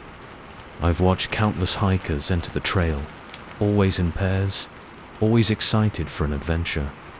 I've tried to warn them, but they can never see me, never hear me. Sometimes I catch glimpses of Jake, or what used to be Jake. He's one of the shadows now, flitting between the trees, whispering to the new arrivals. I know that one day I'll join him. Already, I can feel the forest seeping into me, changing me. My memories of the outside world are fading, replaced by an eternity of trees and silence and whispers. But for now, I write this warning. I carve it into trees, scratch it into the dirt, hoping against hope that someone will see it, understand it, before it's too late. The trail never ends. Turn back while you still can. Not that anyone ever does. The trail is patient. The trail is cunning. The trail knows that curiosity will always win out over caution. And so I wait, and I watch, and I whisper. Another set of hikers is approaching the entrance. They look excited, eager for adventure. They step onto the trail. The cycle begins again, and the forest grows ever larger, one lost soul at a time. Story 9. I first noticed it on a Tuesday. The way she tilted her head when she laughed, the slight wrinkle of her nose. It was like looking in a mirror, if mirrors could show you a version of yourself that was just off. Sarah had started at Pinnacle Insurance 3 weeks ago, taking the cubicle directly across from mine. At first, I thought it was nice to have a friendly face in the sea of grey partitions. But as the days wore on, a creeping unease began to settle in my stomach. It wasn't just the head tilt or the laugh. It was the way she'd finish my sentences in meetings, voicing thoughts I hadn't even fully formed yet. The way she'd show up wearing outfits eerily similar to ones buried in the back of my closet. Little things that on their own meant nothing, but together. Earth to Emily. Sarah's voice cut through my thoughts. I blinked, realizing I'd been staring at her over my computer monitor. She grinned, that familiar wrinkle appearing on her nose. "You okay there?" Looked like you were a million miles away. I forced a smile. "Yeah, sorry. Just zoned out for a sec." "No worries." She leaned in conspiratorially. "Between you and me, these quarterly reports are enough to put anyone to sleep." I laughed weakly, the sound dying in my throat as I realized it was the exact phrase I'd used in the break room yesterday. As Sarah turned back to her work, I found myself studying her profile. The curve of her jaw, the shape of her ears. They were so similar to mine it was uncanny, and I just never noticed before. Or was I going crazy, seeing things that weren't there? I shook my head, trying to clear the paranoid thoughts. I was being ridiculous. So we had some things in common. Big deal. It was probably why we got along so well. But as the week progressed, the similarities became harder to ignore. On Wednesday, Sarah came in wearing a blouse identical to one I'd bought last month but hadn't worn yet. On Thursday, I overheard her using my exact wording to explain a complex policy to a client. By Friday, I was a nervous wreck. I found myself watching Sarah constantly, cataloging every gesture, every word. The way she tucked her hair behind her ear just like me. The way she chewed on her pen when deep in thought. My bad habits since college. It was during the team meeting that things came to a head. I was in the middle of presenting my latest project when Sarah chimed in.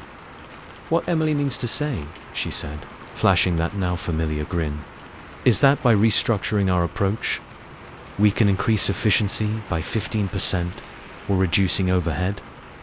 I froze, my mouth hanging open. Those were my exact thoughts, the conclusion I'd come to after weeks of analysis. But I hadn't said them out loud. I hadn't told anyone. The room erupted in approving murmurs. Our manager, Mr. Tainson, nodded approvingly. "Excellent insight, Sarah. Emily, is that what you were getting at?" I nodded numbly, unable to form words. Sarah beamed at me, but there was something in her eyes, a glint of triumph. After the meeting, I cornered her in the break room. "How did you know?" I demanded, my voice shaking. "About the efficiency increase. I never told anyone about that." Single quote Sarah's smile never faltered. "Oh, you know, great minds think alike, right? I just had a feeling that's where you were going with it." I opened my mouth to argue, to accuse, but what could I say? That I thought she was stealing my thoughts. That she was trying to become me. I'd sound insane. So I just nodded and walked away, my skin crawling as I felt her eyes on my back. That night, I couldn't sleep. Every time I closed my eyes, I saw Sarah's face, her features slowly morphing into mine. I tossed and turned, my mind racing with paranoid thoughts. When my alarm went off, I felt like I hadn't slept at all.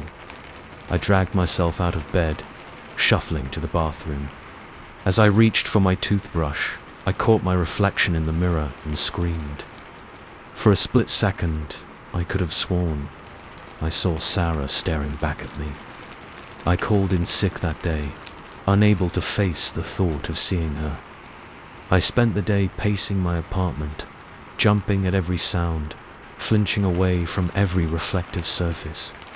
By Monday, I had almost convinced myself I was overreacting. Lack of sleep, too much stress. It was making me see things that weren't there. I resolved to apologize to Sarah for my weird behavior, maybe even suggest we grab lunch together. But when I got to the office, Sarah's desk was empty. Her computer was gone, her photos removed from the cubicle walls. "Oh, Emily," Mr. Tanson called out as he passed by. "Glad you're feeling better. Sarah mentioned you weren't well on Friday." I blinked, confused. Sarah, but I mean, where is she? Mr. Thompson frowned. "Sarah, we don't have a Sarah in this department. Are you sure you're all right, Emily? Maybe you should take another day off." I stood there, frozen, as he walked away. My eyes darted around the office. Nobody seemed confused by Sarah's absence. It was as if she had never existed. In a daze, I walked to my desk. As I sank into my chair, something caught my eye. There, tucked into the corner of my monitor, was a small note. I unfolded it with trembling hands, my blood running cold as I read the words written in handwriting identical to my own. "Thanks for everything, Emily. I'll take good care of your life." The room began to spin. This couldn't be happening. This wasn't real. I lurched to my feet, stumbling towards the bathroom. I needed to splash some water on my face to wake up from this nightmare. As I pushed open the door, I collided with someone coming out. "Oh, sorry," a familiar voice said. "Didn't see you there." I looked up, an apology on my lips, and froze. It was me, or someone who looked exactly like me, down to the smallest detail. The mole on my left cheek, the tiny scar on my chin from a childhood accident. Even the clothes. The blouse I'd picked out this morning, the skirt I'd deliberated over. I smiled, that familiar wrinkle appearing on her nose. "You okay there, hun? You look like you've seen a ghost." I couldn't speak, couldn't move, could only stare in horror as this doppelganger patted my shoulder and walked past me, heading towards her desk, as if in a trance. I followed. I watched as she sat down, logged into my computer with my password, and began chatting easily with my co-workers. Nobody seemed to notice anything amiss. To them, she was me. I stood there, invisible, as my life was taken over by this imposter. My colleagues walked past me without a glance, their eyes sliding over me as if I wasn't there. In that moment, I understood. Sarah hadn't been trying to become me. She had become me. And I was nothing. Nobody. A ghost in my own life. I don't know how long I stood there, watching this other me live my life. Minutes, hours. Time seemed to lose all meaning. Finally, as the day was winding down, she looked up. Our eyes met across the office. She smiled, that triumphant glint back in her eyes. My eyes. "Heading out, Emily." "Mr. Thompson called out to her. "Great work today, by the way. That presentation was top-notch." She I grinned. Thanks. Just doing my job. As she packed up my things, slipped on my coat, she paused by me. Nobody else seemed to notice as she leaned in close, her breath tickling my ear as she whispered, "Don't worry. I'll take good care of everything. After all, I'm you now. The better you." And then she was gone, walking out of the office, in my body, to my home, to my life. I tried to follow, but my feet wouldn't move. I was rooted to the spot, forced to watch as my existence was erased, replaced by this perfect copy. I'm still here, in this office that used to be mine, watching as she lives my life, does my job, interacts with my friends and family. Nobody notices me. Nobody sees me. Sometimes I catch her looking at me, that triumphant smile playing on her lips, my lips, and I wonder, how many others are there like me? How many forgotten souls, replaced by better versions of themselves, are wandering unseen through the world? So if you're reading this, take a good look at your colleagues, your friends, your family. Are they really who they say they are? Or are they like Sarah? And more importantly, are you sure you're still you? Story 10. The moment I stepped into the apartment, I knew something was off. It wasn't anything I could put my finger on, just a feeling that crawled up my spine and nestled at the base of my skull. A whisper of wrongness in an otherwise perfect space. I'd booked the Airbnb in a panic. My original reservation cancelled last minute due to a plumbing emergency. This place had popped up, a gleaming beacon of hope in a sea of overpriced hotels and sketchy hostels. The host, a woman named Claire, had been almost too accommodating, offering to stock the fridge with my favorite foods and promising a personalized experience. Now, standing in the entryway, my suitcase handle still warm in my grip, I wondered if I'd made a mistake. The apartment was beautiful, no doubt about that. High ceilings, hardwood floors, a view of the city skyline that probably cost a fortune. But something about it felt familiar, like déjà vu, but stronger, more unsettling. I shook off the feeling, chalking it up to travel fatigue. I'd been on planes and in airports for the better part of 24 hours. Of course, things felt a bit off. As I explored the space, that nagging sense of familiarity grew stronger. The way the light slanted through the blinds, casting ladder-like shadows on the wall. The soft creak of the third floorboard from the kitchen doorway. Even the smell. A mixture of lavender and old books that tickled something in the back of my mind. In the kitchen, I found the fridge stocked exactly as Claire had promised. My favorite brand of sparkling water, the exact type of cheese I preferred. Even the obscure British chocolate I'd developed a taste for during a semester abroad. It was thoughtful, but also a bit much. How had she known all this? I vaguely remembered filling out a preference form when I booked, but surely I hadn't gone into this much detail, had I? Jet lag was really doing a number on me. I needed a shower and a nap, not necessarily in that order. The bathroom was another exercise in uncanny familiarity. The shower had the perfect water pressure, the kind I always struggled to find in hotels. The towels were fluffy and smelled of the same fabric softener my mum had used when I was a kid. As I was drying off, something caught my eye. A small birthmark on my left shoulder, shaped like a crescent moon. I'd had it since birth, but for some reason, seeing it now gave me pause. Why did it feel significant? Wrapped in a towel, I padded into the bedroom. The bed looked inviting, piled high with pillows and a fluffy duvet. But as I approached, I noticed something on the nightstand. A book. Not just any book. My favorite book. A worn copy of The Shadow of the Wind by Carlos Ruiz.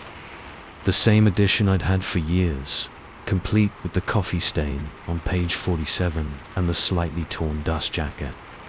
My heart began to race. This was impossible. I'd left my copy at home, tucked safely on my bookshelf. There was no way it could be here.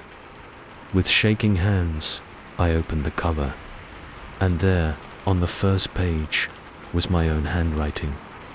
To myself, on my 25th birthday, may you always find magic in these pages. Love, Ava. I dropped the book as if it had burned me. This wasn't just similar to my copy. This was my copy. But how? How could it be here, thousands of miles from my apartment? A cold sweat broke out on my skin, despite the warm air wafting from the vents. Something was very, very wrong. I rushed to my suitcase, rummaging through it for my phone.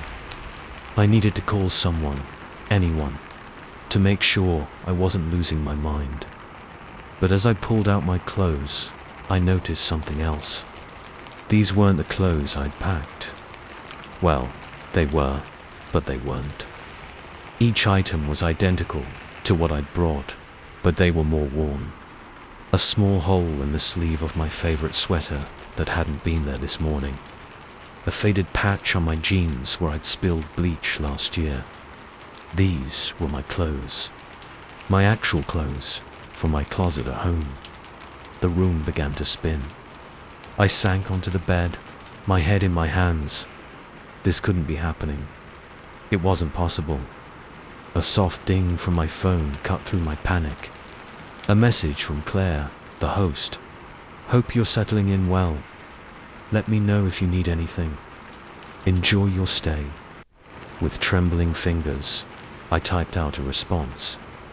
Where did you get these things? The book, the clothes, they're mine. From my home. How is this possible? The reply came almost instantly. I'm not sure what you mean, Ava. Everything in the apartment is yours. It's always been yours. Don't you remember? A chill ran down my spine. Remember? Remember what? As if in response to my unasked question, memories began to surface. Hazy at first, then with increasing clarity. Me, in this very apartment, laughing with friends I couldn't quite place, cooking meals in that kitchen, the recipes as familiar as my own name.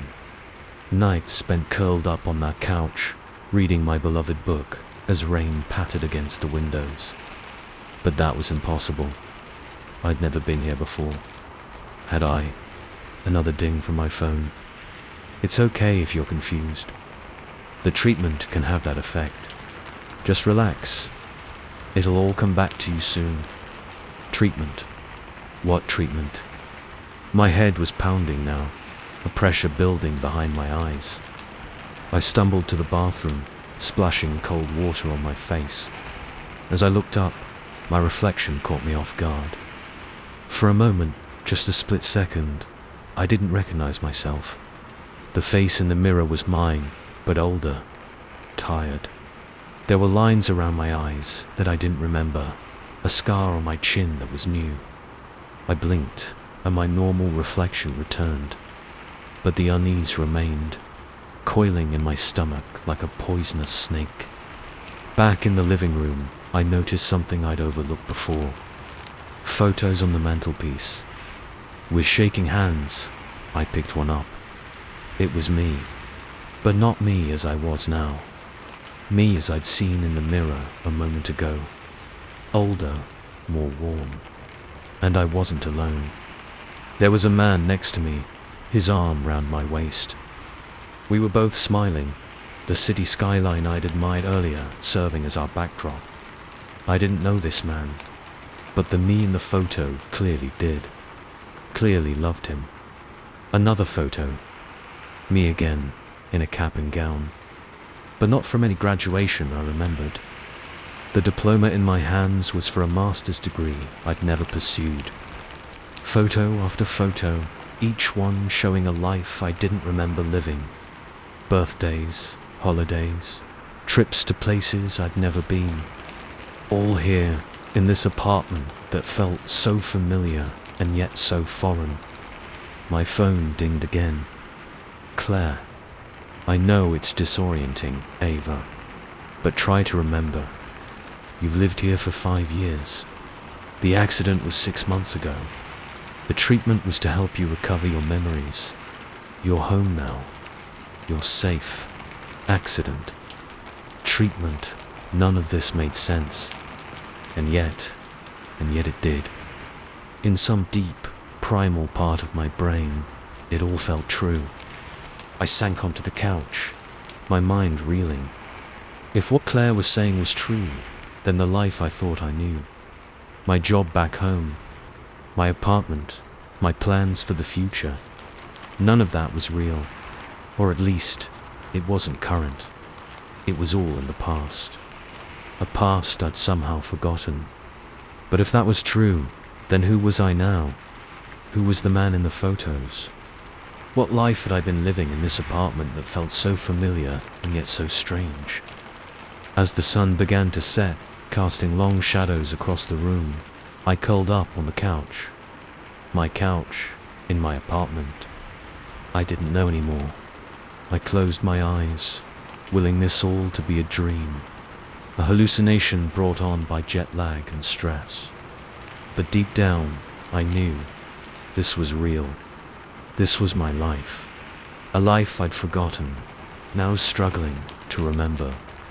As sleep finally claimed me, one last thought flitted through my mind. If I'd forgotten all this once, what else had I forgotten? And more importantly, what had made me forget in the first place? The answers, I feared, were here in this apartment.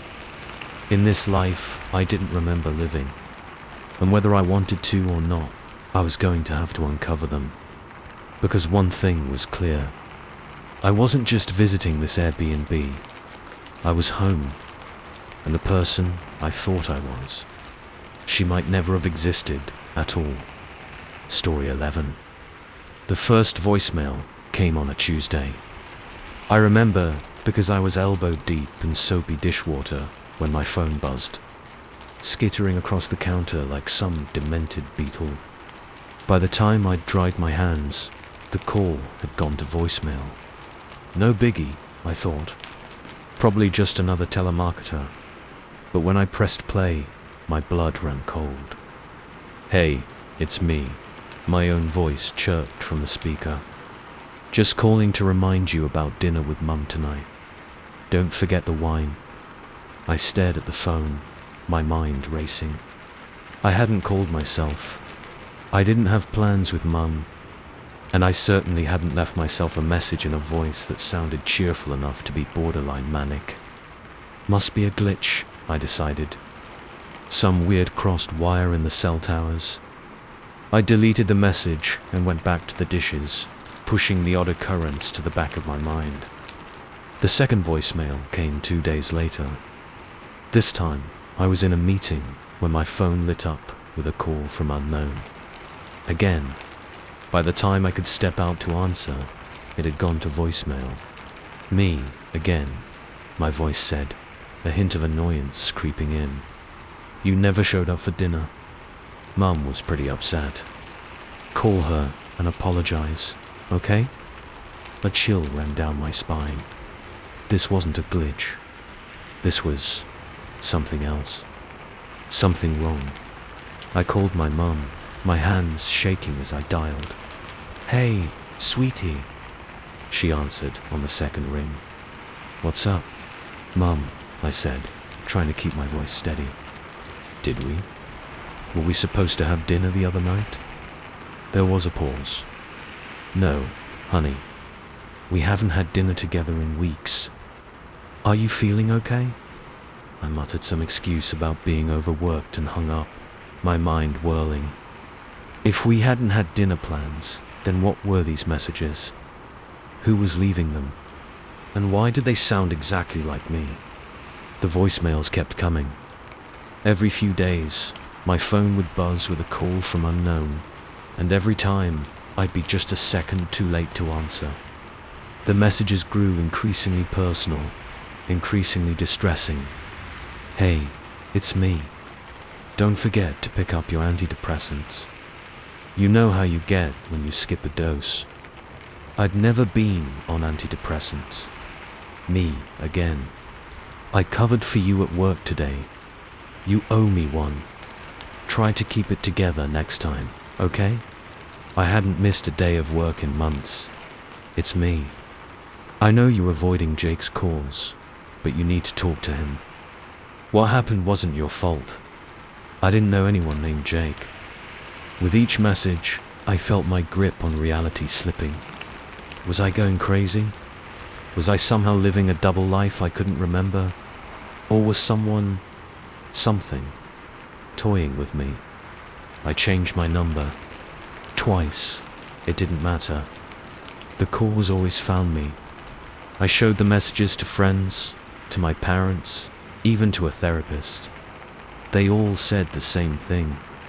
It was my voice, yes, but it wasn't me. The cadence was off, the tone not quite right. Close, but not exact. Like a high-quality impersonator. But who would do this, and why? The breaking point came a month after the first call. I was at home, trying to distract myself with mindless TV, when my phone buzzed. Unknown caller. As always, I was too slow to answer. This time, when I played the message, it wasn't my voice. It was a man's voice, deep and gravelly, tinged with desperation. "Sarah, please," he begged. "I know you can hear me.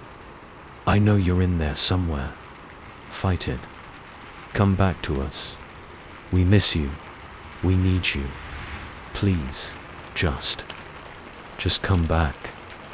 I dropped the phone like it had burned me. Sarah, my name. But that voice, I didn't recognize it. Didn't know who us was. Didn't understand what he wanted me to come back from. And yet, something stirred in the back of my mind. A memory, a dream. I couldn't grasp it, couldn't bring it into focus. That night, I dreamt of hospitals, of beeping machines and hushed voices, of a man holding my hand, his face blurred and indistinct, begging me to wake up. I woke in a cold sweat, my heart racing. The dream had felt so real, so vivid, but it wasn't a memory. It couldn't be, could it? The next day, I didn't go to work. Instead, I spent hours online, searching for any Sarah who might have been in an accident, who might be in a coma, who might have a desperate family trying to reach her. I found nothing. As the sun began to set, casting long shadows across my living room, my phone buzzed. Unknown caller. This time, I was ready. This time, I answered. "Hello?" I said, my voice barely above a whisper. For a long moment, there was nothing. No voice, no breathing, not even static. Just a vast, empty silence that seemed to stretch into eternity. And then I heard it. My own voice, but distant, as if coming from the bottom of a deep well. "Help me," it pleaded. "Please, help me. I'm lost. I'm scared. I don't know where I am." "Who are you?" I demanded, my hand shaking so badly I could barely hold the phone. "What do you want from me?" "I'm you," the voice said, growing fainter with each word. "The real you. You have to remember. You have to wake up. Before it's too late. Before I'm gone forever." The line went dead. I stood there, frozen, the phone still pressed to my ear. The room seemed to spin around me, reality bending and warping like a Salvador Dali painting. What if? What if I wasn't who I thought I was? What if the life I was living, my job, my apartment, my memories, what if none of it was real? What if I was the impersonator? The thought hit me like a physical blow, driving the air from my lungs. I staggered to the bathroom, gripping the edges of the sink as I stared at my reflection. The face looking back at me was familiar. It was mine. I knew every line, every freckle. And yet something was off. The eyes were a shade too dark. The curve of the jaw not quite right. Subtle differences that I'd never noticed before, but now seemed glaringly obvious. Who was I? Who was the real Sarah? And which one of us was trapped? As if in answer, my phone buzzed again. With trembling hands, I looked at the screen. It wasn't a call this time. It was a text. From myself. Wake up, Sarah. Please wake up. We're waiting for you. Attached was a photo. A hospital room. A woman in a bed, her face obscured by tubes and wires. But I could see enough to recognize myself. The real myself. The room began to blur, the edges of my vision growing dark. I felt as if I was falling, tumbling through space and time. And then, suddenly, I heard it. Beeping. Steady, rhythmic beeping. The sound of a heart monitor. I tried to open my eyes, but they felt heavy, unresponsive. I tried to move, but my body wouldn't obey. Sarah, a voice. Familiar.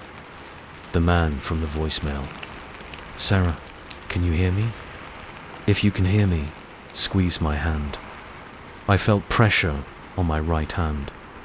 Warm, calloused fingers entwining with mine. With every ounce of strength I possessed, I squeezed. Oh my God, the voice choked out. Doctor, doctor, she squeezed my hand. She's waking up. Suddenly, there was a flurry of activity around me. Voices, touches, the click and whir of machinery. Slowly, so slowly, I managed to open my eyes. The world was a blur of white and beige, punctuated by the dark shape of a man leaning over me. Sarah, he said, his voice thick with emotion. You're back. You're finally back. As my vision cleared, I saw his face.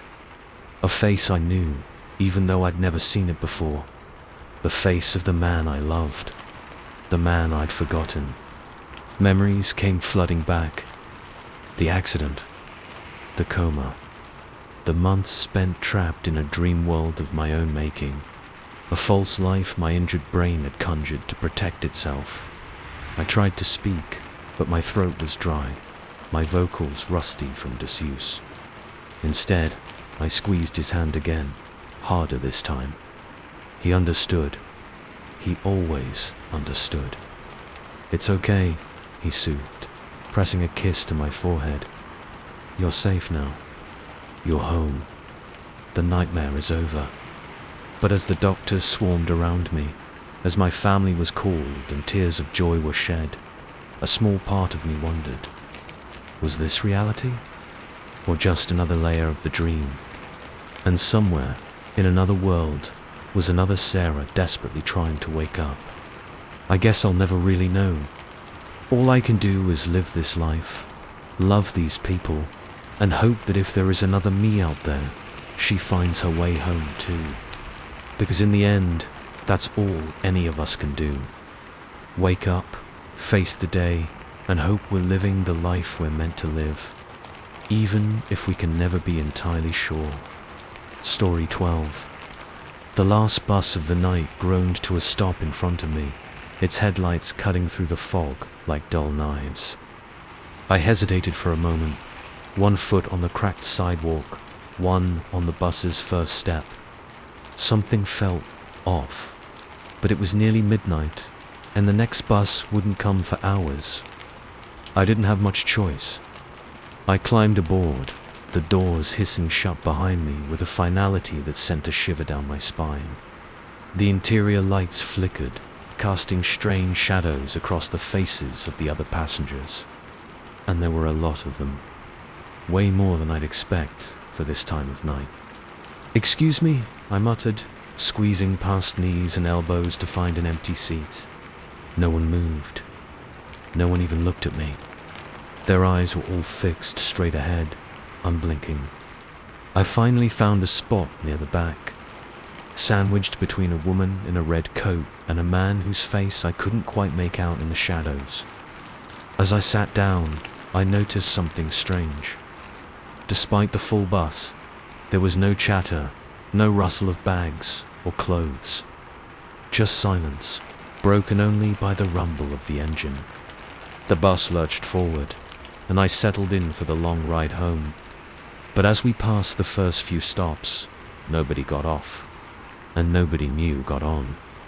Weird, but not impossible, right? It was only when we passed my stop without slowing that the first real tendril of fear curled in my gut. Excuse me, I called out to the driver. I think you missed my stop. No response. Not even a glance in the rearview mirror. I stood up, gripping the back of the seat in front of me as the bus swayed. Hello, can anyone hear me? We missed my stop. Nothing. Not a single head turned. Not a single eye blinked. Panic rising in my throat. I made my way to the front of the bus. Sir, I said to the driver, my voice shaking. Sir, please, you need to stop. This isn't right. The driver's eyes met mine in the mirror, and I felt my blood turn to ice. They were completely black. No whites, no irises. Just endless, bottomless black. I stumbled backward, my heart pounding so hard I thought it might burst out of my chest. This couldn't be happening. This had to be a dream, a hallucination, something. I turned to the other passengers, desperate for some sign that I wasn't going crazy. And that's when I saw it. The woman in the red coat, the one I'd sat next to earlier. She was now 3 rows ahead. And the man I couldn't quite see. He was on the other side of the bus entirely. What the hell is going on? I whispered, more to myself than anyone else. As if in answer, the bus took a sharp turn, nearly throwing me off my feet. We were heading out of the city now, into areas I didn't recognize. The fog outside grew thicker, pressing against the windows like a living thing trying to get in. I made my way back to my seat, or where I thought my seat had been. But it was gone. Or rather, I was gone from it. In my place sat me. Another me, staring straight ahead with the same blank expression as all the other passengers. A scream built in my throat, but before I could let it out, the bus screeched to a halt. The doors opened with that same ominous hiss. Last up, the driver called out, his voice echoing unnaturally in the silent bus. Everybody off. The passengers stood as one, filing out of the bus in an orderly line, including the other me. I tried to resist, to stay in my seat, but my body moved of its own accord. I found myself joining the line, stepping out into the thick fog. As my feet hit the ground, the fog seemed to part, revealing nothing. We were standing on a vast, empty plain. No buildings, no roads, no signs of life at all. Just endless, featureless grey stretching in every direction. The bus doors closed behind us, and with the roar of its engine, it disappeared into the fog, leaving us, leaving me, stranded in this impossible place. "Hello," I called out, my voice swallowed by the fog. "Can anyone tell me what's going on?" For a long moment, there was nothing. Then, slowly, the other passengers turned to face me. Their faces were wrong, blurred, like bad photographs. All except for the other me, who smiled with my mouth, but not my eyes. "Welcome," they said in unison, their voices a discordant chorus. "Welcome to the end of the line." I backed away, my feet sinking slightly into the ground with each step. What is this place? Who are you? The other me stepped forward, still wearing that unsettling smile. We are the forgotten, the lost, the ones who took the night bus and never reached their destination. That's impossible, I said, shaking my head. People don't just disappear, don't they? Another passenger asked, his face slowly coming into focus. I recognized him with a jolt. He was the man who'd gone missing from my apartment building last year. Haven't you ever wondered where we all go? The ones who vanish without a trace? We go here, said another, a woman I now recognized from missing person posters I'd seen around town. To the place between places, the nowhere and the everywhere. My mind reeled. This couldn't be real.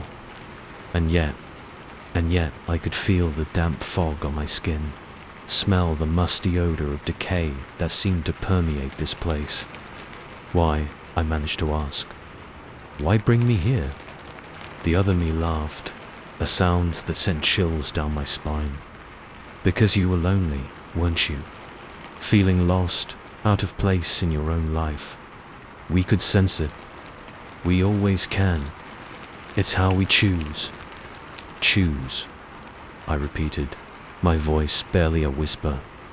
Our replacements, the other me said, stepping closer. You see, we can't leave this place. Not really. But we can send versions of ourselves back. To live the lives we left behind. Horror dawned on me as I realized what she meant. You're going to take my place. Live my life. She nodded, that terrible smile never leaving her face.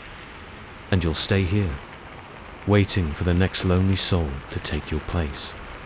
It's the way it's always been. No, I said, backing away. No, I won't let you. I'll find a way back. But before I could finish, the fog swirled around me, thick and choking. I felt myself sinking, falling, the voices of the others growing distant. Don't fight it, I heard the other me say. It's easier if you don't fight it. I tried to scream, to run, to do anything. But the fog was everywhere, in my eyes, my nose, my mouth. I couldn't move, couldn't breathe. And then, suddenly, I could. I gasped, my eyes flying open. I was on the bus. The normal bus, with normal passengers giving me strange looks as I panted and looked around wildly.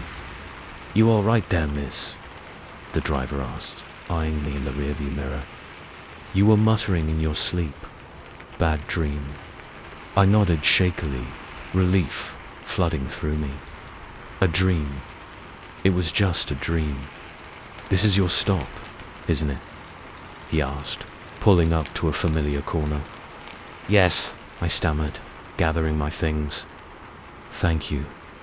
As I stepped off the bus, the cool night air felt like a blessing on my clammy skin. I turned to wave a grateful goodbye to the driver, but the bus was already pulling away. And in the back window, I caught a glimpse of a familiar face. My face. Smiling that terrible smile. The bus disappeared around a corner, leaving me alone on the empty street. Alone, but not quite myself. Because now I know the truth. About the night bus. About the people who disappear. About the thin line between reality and something else. So if you ever find yourself on the last bus of the night, surrounded by silence and strange faces, remember my story. And whatever you do, don't fall asleep. Because you never know where you might wake up, or who might wake up in your place. Story 13. I first saw him in the background of a group photo from my cousin's wedding. Just a glimpse, really. A face in the crowd that looked eerily like mine.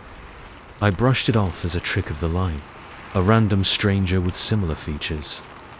After all, they say everyone has a doppelganger somewhere in the world, right? But then it happened again, and again, and again. A blurry figure in the corner of a selfie I took at the park. A familiar silhouette in the window of reflection of a coffee shop I frequented. Always just out of focus, always just at the edge of the frame, but always, undeniably, me. At first, I tried to rationalize it. Coincidences, I told myself. Overactive imagination. Too many late nights, binge-watching paranormal documentaries. But then people started mentioning it. "Hey, Mark," my coworker Sarah said one Monday morning, "I saw you at the farmer's market yesterday. Why didn't you say hi?" I frowned, stirring my coffee. I wasn't at the farmer's market yesterday. I was home all day. Sarah's brow furrowed. "Really? That's weird. I could have sworn it was you. Even waved, but you didn't seem to notice." A chill ran down my spine, but I forced a laugh. "Must have been my evil twin," I joked. But the incidents kept piling up. Friends swearing they'd seen me places I'd never been. Strangers approaching me on the street, insisting we'd met before at events I'd never attended. And always, that nagging feeling of being watched. Of someone just out of sight, mirroring my movements, living a parallel life, just slightly out of sync with my own. I started paying closer attention to my surroundings, scrutinizing every reflection, every shadow. And that's when I began to see him more clearly. In the grimy window of a passing bus, I caught a glimpse of my own face staring back at me from inside. Even though I was standing on the sidewalk, in the polished chrome of an elevator door, I saw myself stepping out as I was stepping in. Each sighting lasted only a fraction of a second, gone so quickly I could almost convince myself I'd imagined it. Almost. The final straw came on a rainy Tuesday evening. I was walking home from work, huddled under my umbrella, when I saw him. Me, my exact double, walking on the other side of the street. Same height, same build, same ratty blue raincoat I'd had since college. Without thinking, I shouted, "Hey!" He turned, our eyes met, and in that moment, I knew. This was no coincidence, no look-alike, no trick of the light. This was me, another me. For a heartbeat that seemed to last an eternity, we stared at each other across the rain-slick street. Then, he smiled. Not a friendly smile, not a confused smile, but a smile that sent ice water flooding through my veins. A smile that said, "Finally," and then he was gone, ducking into an alley and disappearing from view. I ran after him, dodging cars and splashing through puddles, my umbrella forgotten on the sidewalk. But when I reached the alley, it was empty. Just dumpsters and fire escapes, and definitely no other me. I stood there, rain soaking through my clothes, trying to catch my breath and make sense of what I'd just seen. It wasn't possible. It couldn't be possible. But I knew what I'd seen. And I knew, with a certainty that terrified me to my core, that this was only the beginning. From that day on, the sightings increased.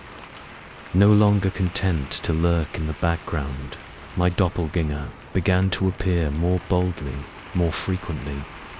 I'd catch him watching me from across a crowded room, or see him walking a half block ahead of me on the street. And people noticed. How could they not? "Dude," my best friend Chris said one night at the bar, his words slightly slurred from one too many beers. "I swear I just saw you walk into the bathroom, but you're sitting right here. Am I going crazy?" I laughed it off, made some joke about how he'd clearly had enough to drink. But inside, my heart was racing. He was here, in the same building as me, closer than ever before. I excused myself and headed to the bathroom, equal parts terrified and determined to confront whoever was waiting for me. But the bathroom was empty. Just the usual graffitied stalls and sticky floor. No doppelganger. No answers.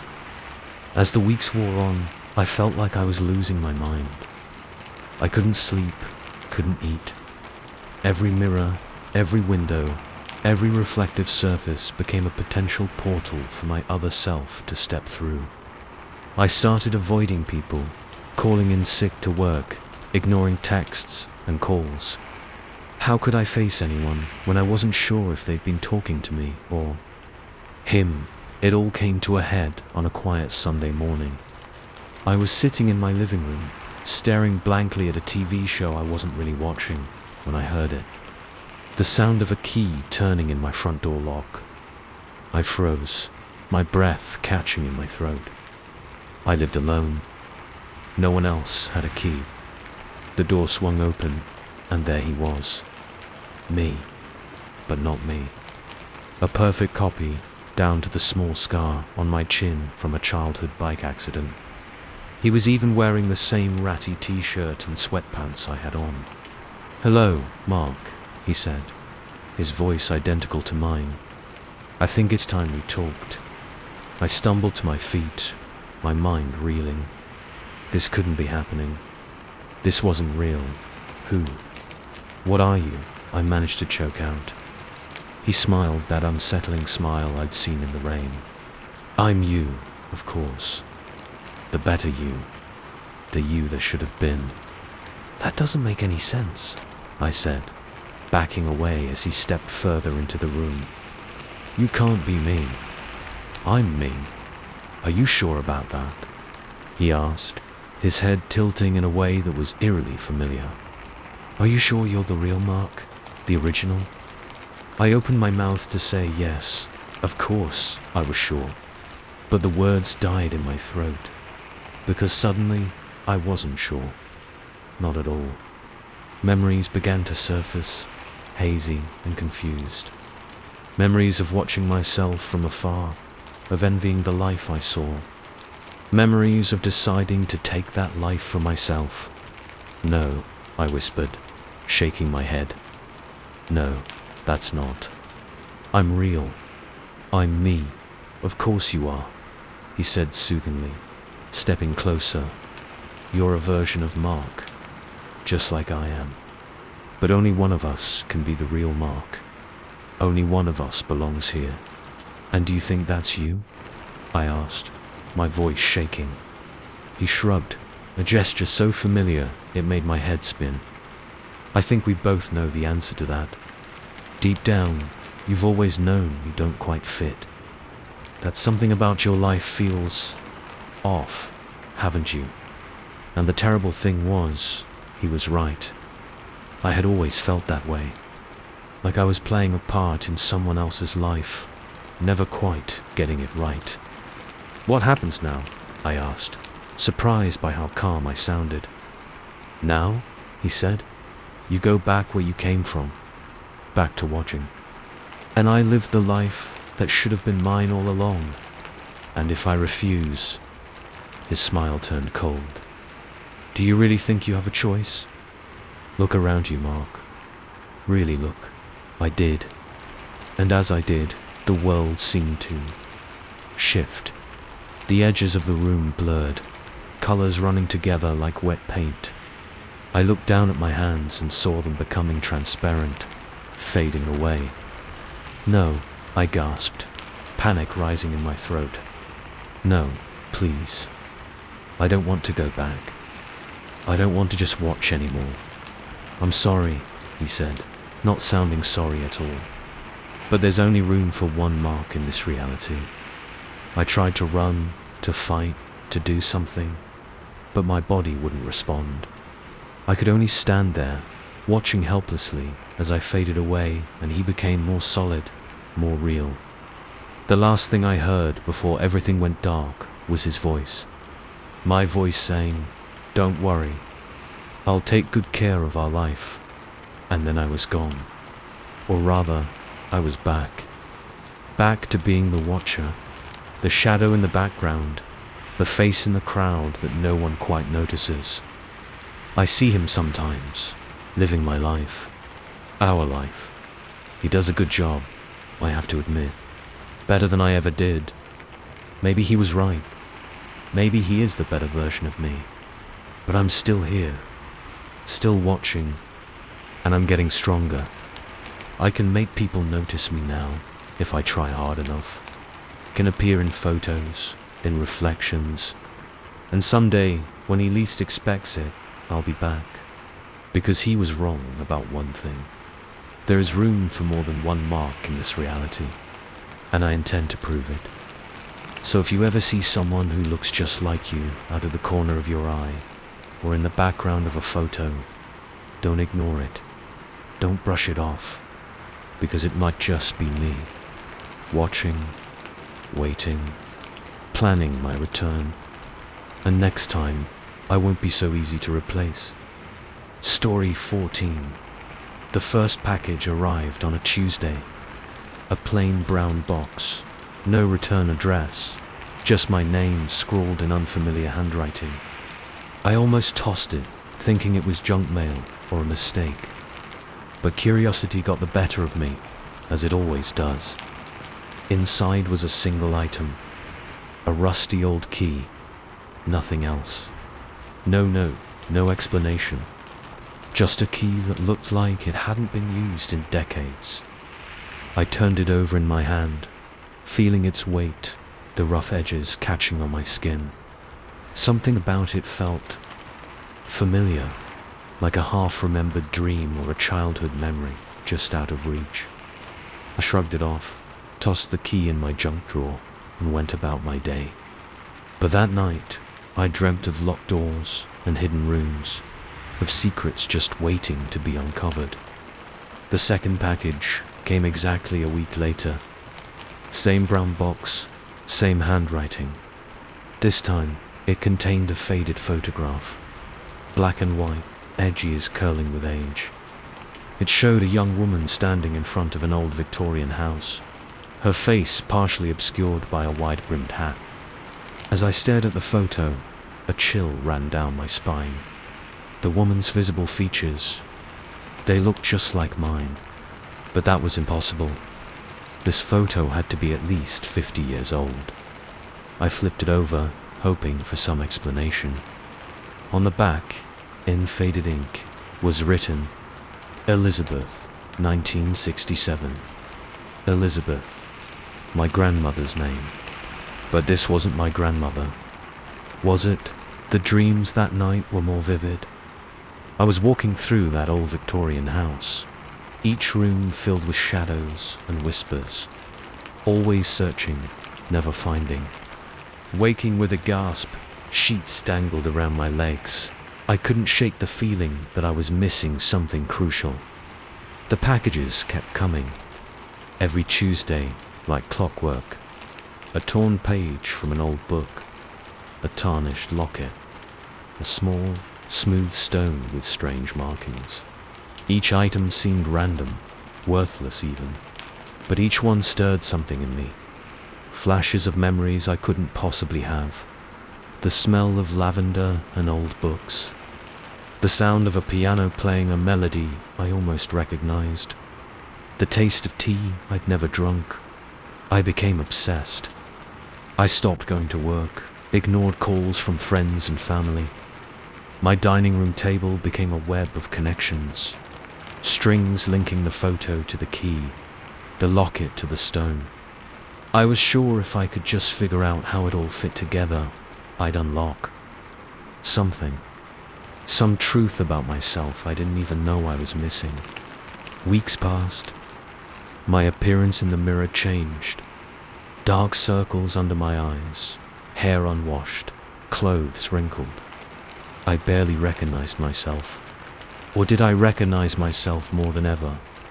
The 10th package was different, heavier. Inside was a small, leather-bound journal. The pages were yellowed with age, filled with cramped handwriting. My handwriting. But I'd never seen this journal before in my life.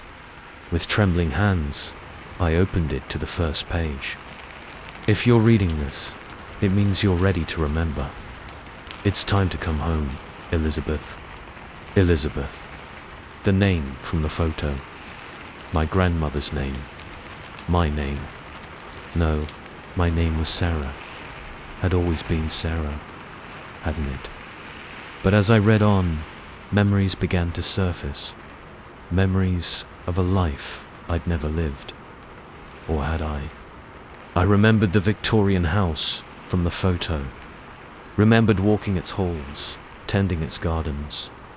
Remembered the weight of secrets and the pain of loss. I remembered a ritual. Candles and incense and words spoken in a language I shouldn't know. A desperate attempt to escape. Something to start over. With each page I turned, each memory that surfaced, I felt myself changing. Or maybe I was becoming who I'd always been, beneath the facade of Sarah. The final entry read, "The spell will wear off on your 30th birthday. The packages will guide you home. Don't be afraid. Remember who you are.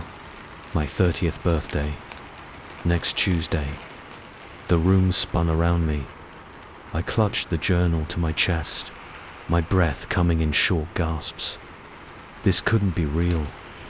I was Sarah Point, 9-year-old marketing executive, born in 1994. Wasn't I? But even as I thought it, I knew it wasn't true. The memories of that life, Sarah's life, were fading, replaced by older, deeper memories. Memories of a woman named Elizabeth, born in 1937. A woman who had lived and loved and lost. A woman who had done something desperate and dangerous to escape her pain. I looked at my hands, half expecting them to be wrinkled with age. They looked the same as always. Young, smooth. But were they really mine? The next week passed in a blur.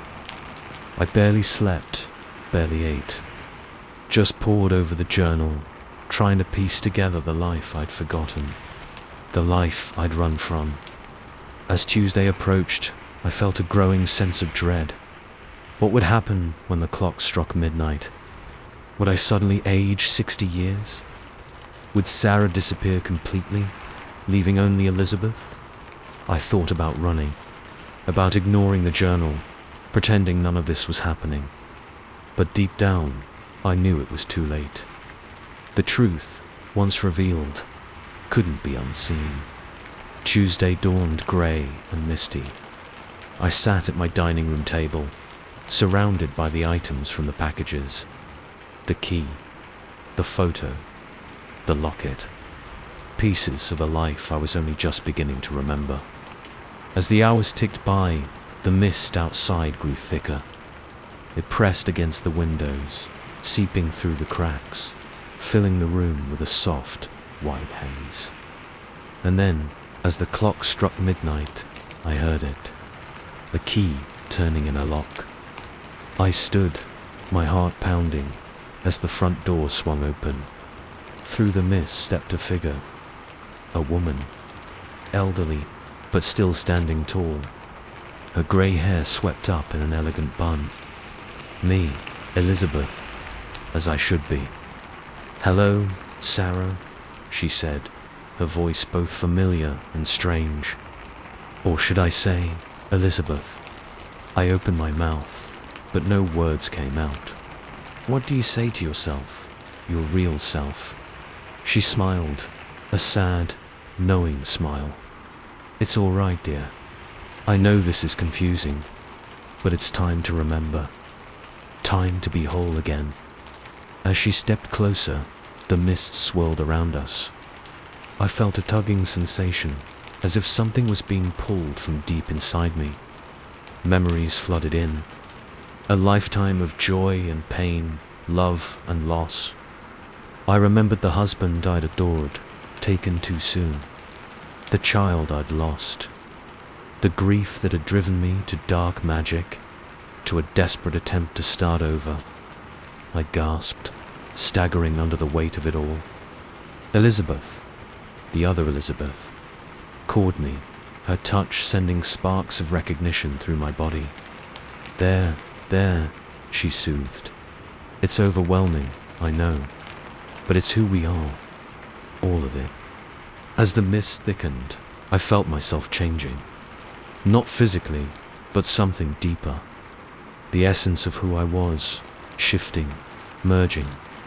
Sarah faded away like a dream upon waking. And Elizabeth, the real Elizabeth, emerged. When the mist finally cleared, I stood alone in the room. But I wasn't the same person who had entered it. I was Elizabeth, 85 years old, with a lifetime of memories both wonderful and terrible. I looked down at my hands. They were wrinkled now, spotted with age. But they were mine. Truly mine. The packages, the items, the journal, all gone. They had served their purpose. They had brought me home. I walked to the mirror, taking in my reflection. The face that looked back was older, lined with years of laughter and tears. But the eyes were the same. They had always been the same. As I turned away from the mirror, I noticed one last package on the table, smaller than the others. Inside was a single slip of paper, a deed. To a Victorian house I now remembered all too well. It was time to go home. Time to face the life I'd run from, the pain I'd tried to escape. Time to be Elizabeth again, for better or worse. As I packed a bag, I couldn't help but wonder how many others were out there, living borrowed lives, running from pasts they couldn't remember. How many would wake up one day to find packages on their doorstep, calling them home? And I wondered, with a mix of fear and anticipation, what life had in store for Elizabeth now. What joys and sorrows awaited in the years I'd tried to skip. But one thing was certain. This time, I wouldn't run. This time, I would face it all. The good and the bad. The love and the loss. The whole, messy, beautiful truth of who I was. Elizabeth, Sarah, both and neither. Myself, at last. Story 15. The first time I heard the whistling, I thought it was just the wind. A high, lilting tune that drifted through the halls of my new apartment complex, barely audible over the hum of the air conditioning. I brushed it off, too busy unpacking boxes and arranging furniture to give it much thought. But then I heard it again the next night, and the next. Always after midnight, always the same haunting melody. It wasn't the wind. It was too deliberate, too musical. Someone in the building was whistling at 2 a.m. every single night. "Do you hear that?" I asked my neighbor, Mrs. Pator, as we rode the elevator together one morning. She cocked her head, listening. "Hear what, dear?" "The whistling. At night. It's been going on for weeks now." Mrs. Patel's brow furrowed. "Whistling. I'm sorry, I haven't heard anything like that. Maybe it's coming from outside." But it wasn't coming from outside. I knew that with a certainty that unsettled me. It was in the building, moving through it like a ghost. I tried to ignore it, to convince myself it was just some night owl with an annoying habit.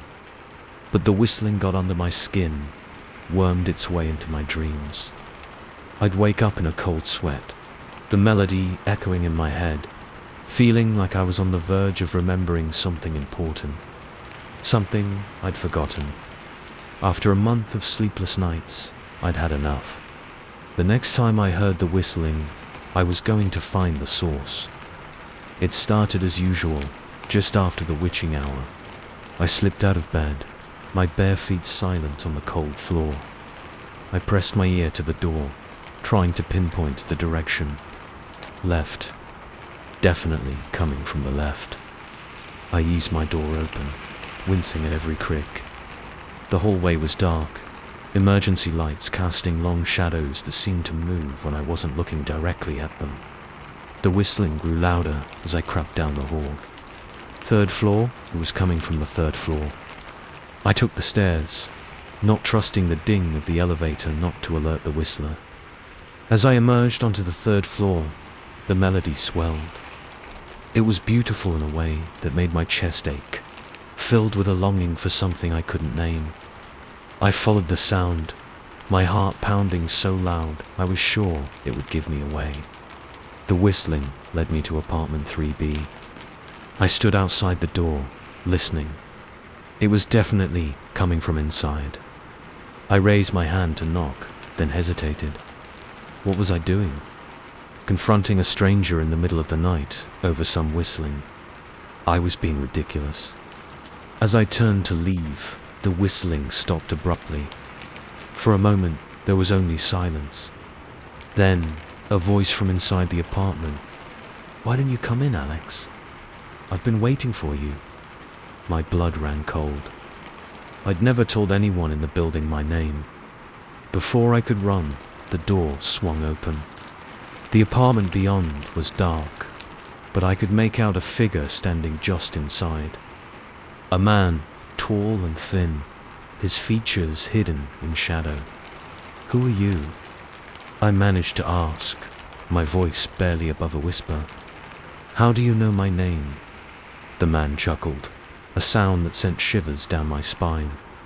"Oh, Alex, I know everything about you.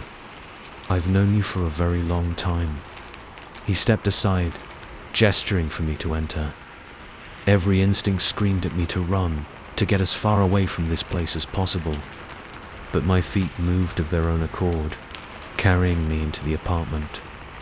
As my eyes adjusted to the darkness, I gasped. The layout was identical to my own apartment, but everything else was different. The furniture was older, antique even, and on every surface, shelves, tables, even the floor, were photographs. Hundreds of them. I moved closer to one, my hand shaking as I picked it up. It was me, but not me as I was now. Me as a child, playing in a backyard I didn't recognize. Another showed me as a teenager, at a school I'd never attended. "What is this?" I breathed, looking up at the man. In the dim light from the hallway, I could finally see his face. It was familiar in a way that made my head hurt, like trying to remember a dream.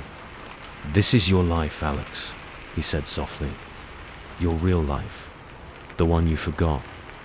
"I don't understand," I said, shaking my head. "These aren't my memories. I didn't grow up here." But even as I said it, doubts crept in.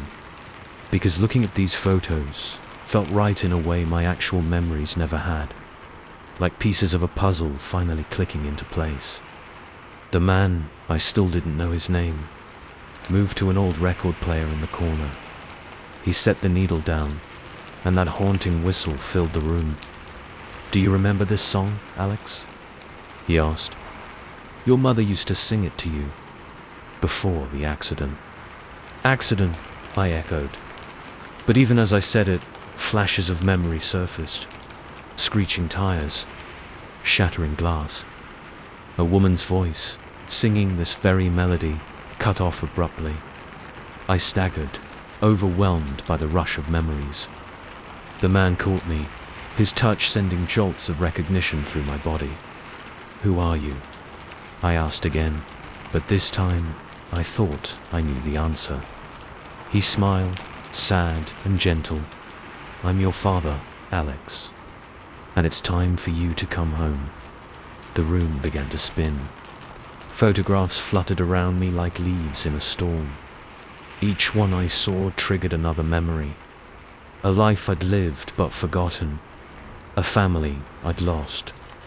"The accident," I said, the words feeling strange in my mouth. We died, didn't we? My father, and I knew now, without a doubt, that's who he was. Nodded. "You and your mother, yes. But I couldn't let you go. I've spent years trying to bring you back, to help you remember. But I'm alive," I protested weakly. "I have a job, friends, a life built on false memories." he interrupted gently. A construct to house your soul until you were ready to remember the truth. As he spoke, the walls of the apartment began to fade. The real walls. Beyond them, I could see a vast, misty expanse. Figures moved in the distance, shadowy and indistinct. Where are we? I asked, though part of me already knew the answer. The in-between, my father said. Not quite life, not quite death. The place I've been waiting for you all these years. I looked down at my hands. They seemed solid enough, but when I concentrated, I could see right through them. What happens now? I asked, surprised by how calm I felt. My father held out his hand. Now, we go find your mother. She's been waiting too. And then we go where we were always meant to go. Together. I hesitated for a moment, looking back at the door. Back to the life I thought I knew. But it already felt distant, unreal. A dream I was waking up from. I took my father's hand. As I did, the last of the apartment faded away. We stood on the edge of that misty expanse, the whistled melody still floating round us. I'm scared, I admitted. My father squeezed my hand. I know, but I'm here. And soon, we'll all be together again. As we stepped into the mist, I felt a sense of peace wash over me.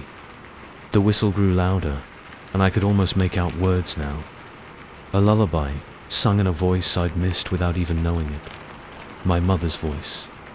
We walked on, fading into the mist. Behind us, back in the world of the living, an empty apartment stood silent. The only trace of our passing, a faint whistle on the wind.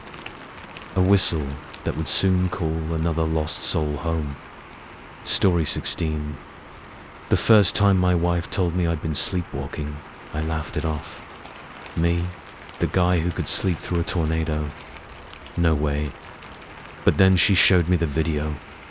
There I was, at 2:37 a.m., walking stiffly out of our bedroom like some B-movie zombie. My eyes were open, but vacant.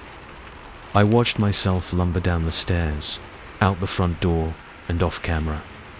How long was I gone? I asked, a chill running down my spine despite the warm coffee mug in my hands.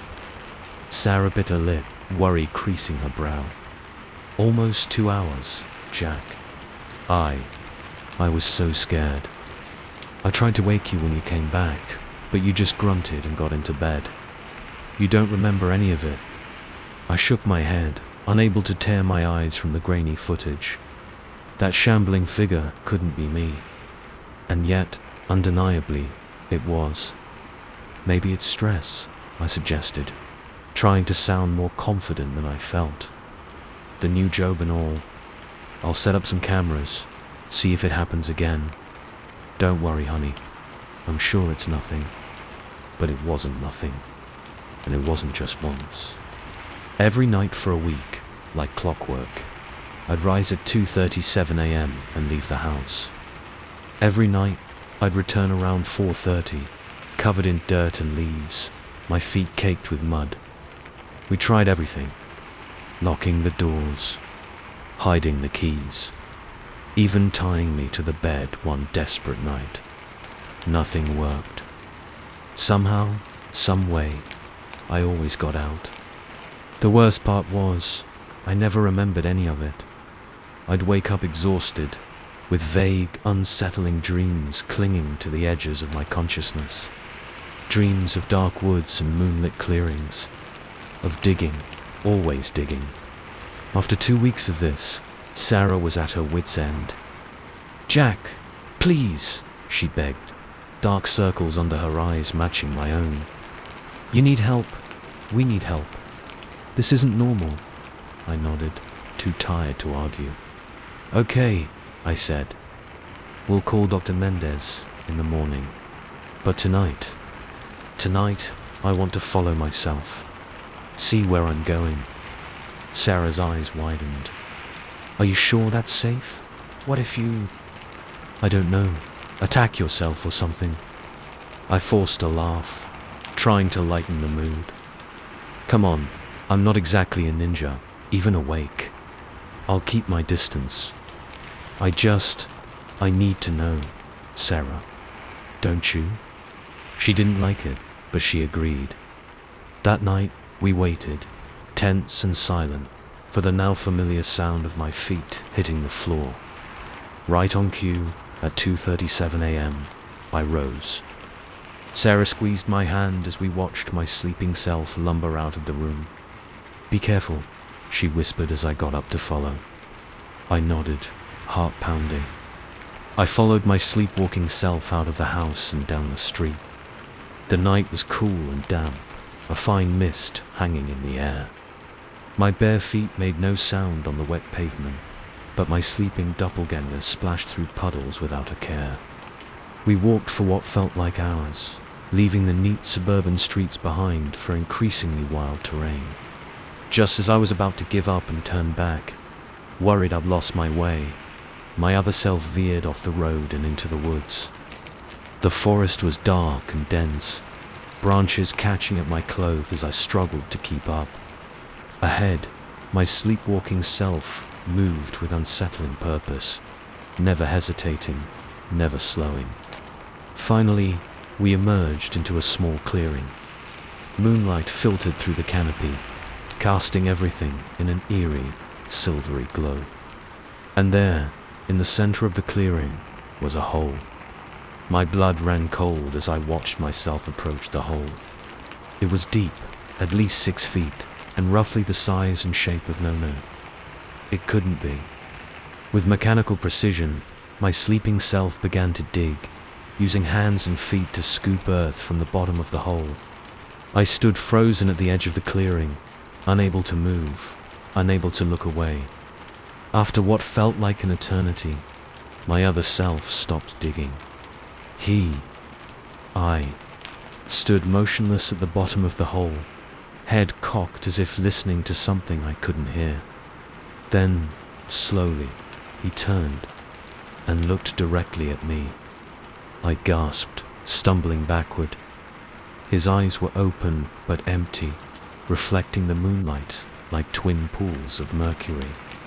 A slow, terrible smile spread across his face. My face. "Hello, Jack," he said, but the voice wasn't mine. It was deeper, older, filled with a malevolence that made my skin crawl. "We've been waiting for you." I turned to run, but my feet wouldn't move. The mist that had been a gentle presence all night suddenly thickened, swirling around my legs, holding me in place. "Who? What are you?" I managed to choke out. My doppelganger's grin widened, splitting his face in a way that should have been physically impossible. "Oh, Jack, I'm you. The real you. The you that remembers." "Remembers what?" I asked, even as a part of me screamed not to wake up, to run, to do anything but stand there and listen. "What we did, Jack. What we've always done." He gestured to the hole. The grave, I now realized with sickening clarity. "You didn't think this was the first, did you?"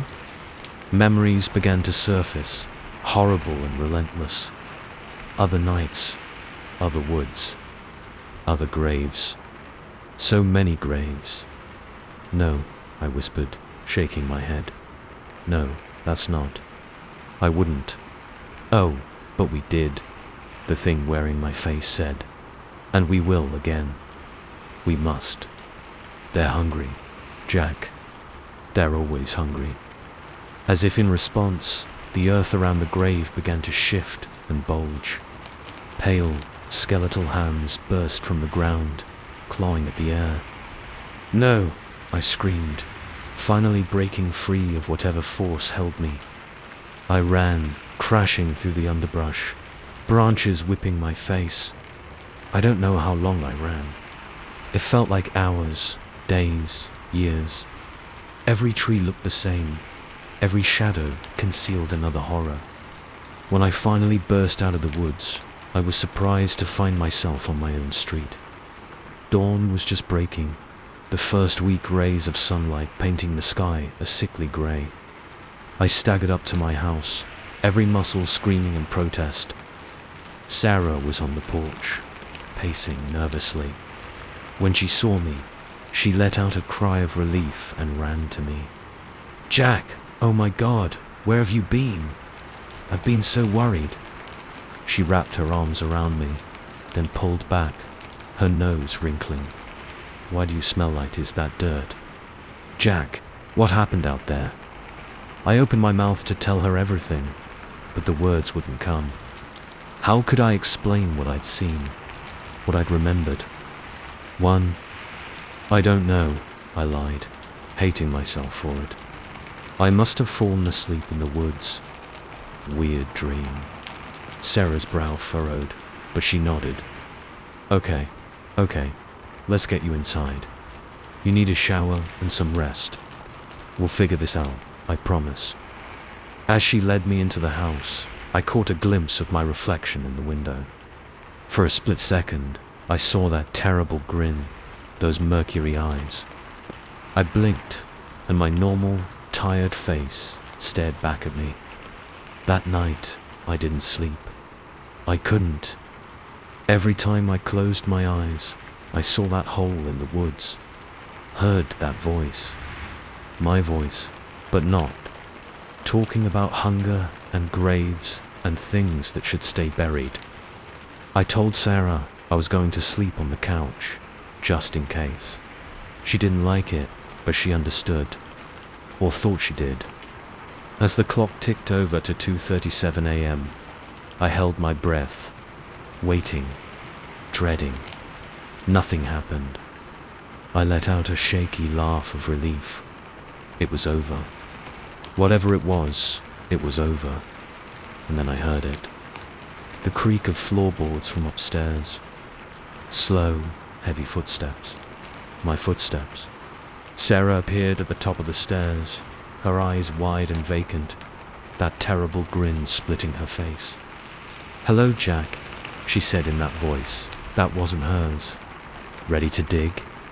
As she started down the stairs, I realized with dawning horror that it wasn't over.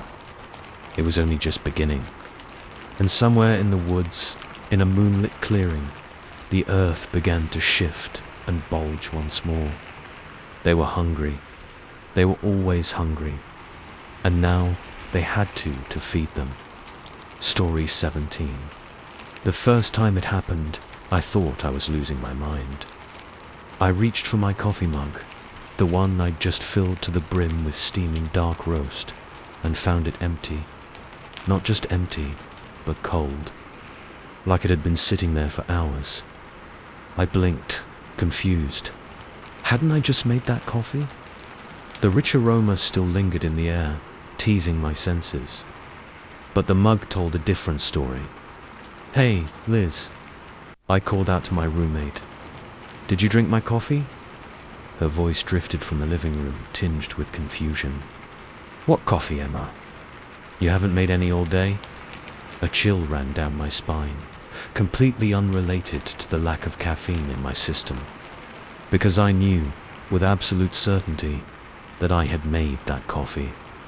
I remembered the warmth of the mug in my hands, the steam curling up to tickle my nose. I shook my head, trying to clear the fog. Maybe I was more tired than I thought. I'd been pulling a lot of late nights at the lab lately, after all. With a sigh, I started brewing a fresh pot. But that was just the beginning. Over the next few weeks, these glitches, for lack of a better word, started happening more frequently. I'd sit down to watch a show, blink, and suddenly find myself halfway through the season with no memory of the episodes in between. I'd start a load of laundry, turn around to grab the detergent, and find the clothes already clean and folded on my bed. At first, I'd tried to rationalize it. Stress, lack of sleep, maybe even some kind of petit mal, seizures. I scheduled a doctor's appointment, underwent a battery of tests. Everything came back normal. But I knew I wasn't normal. Not anymore. The breaking point came on a Tuesday. I remember because I had a big presentation at work, one I'd been preparing for weeks. I woke up early, ironed my lucky blouse, and headed to the office with a spring in my step. I pushed open the heavy glass doors of Meridian Pharmaceuticals, nodding to the security guard as I made my way to the elevator. As the doors slid shut, I caught my reflection in the polished metal. Something was off. My hair was longer, my face a little thinner. Must be the lighting, I thought. The elevator dinged, and I stepped out onto my floor and froze. Everything was different. The layout, the decor, even the people bustling about. None of the faces were familiar. A young man I'd never seen before approached me, smiling. "Morning, Dr. Reeves. Big day today, huh? You must be excited about the merger finally going through." I stared at him, my mouth opening and closing like a fish out of water. Dr. Reeves. Merger? What the hell was going on? I'm sorry, I stammered. I think there's been some mistake. I'm Emma Carter. I work in R&D.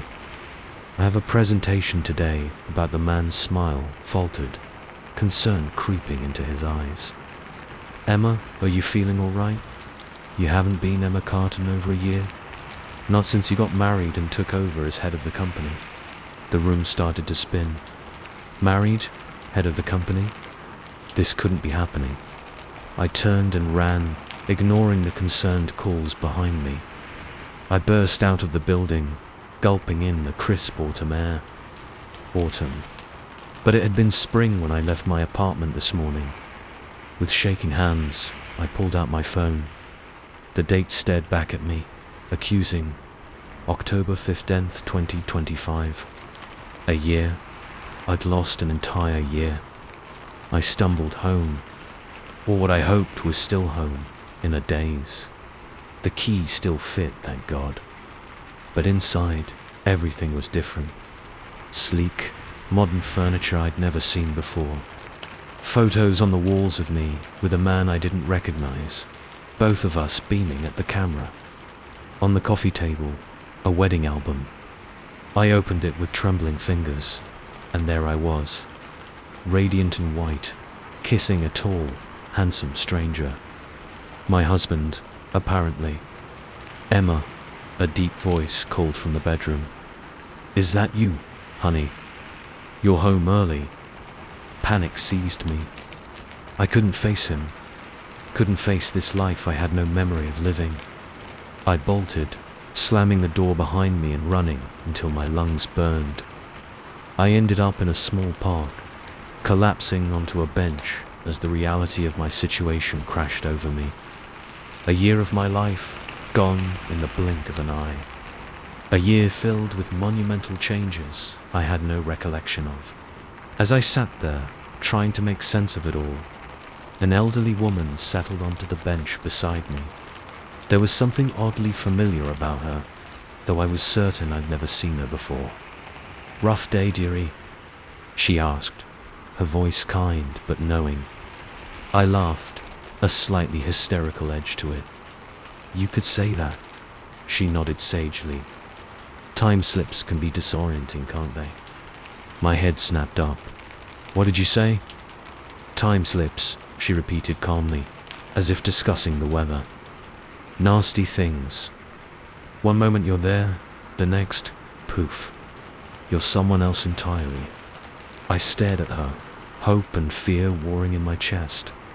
You know what's happening to me." She patted my hand, her skin papery and cool against mine.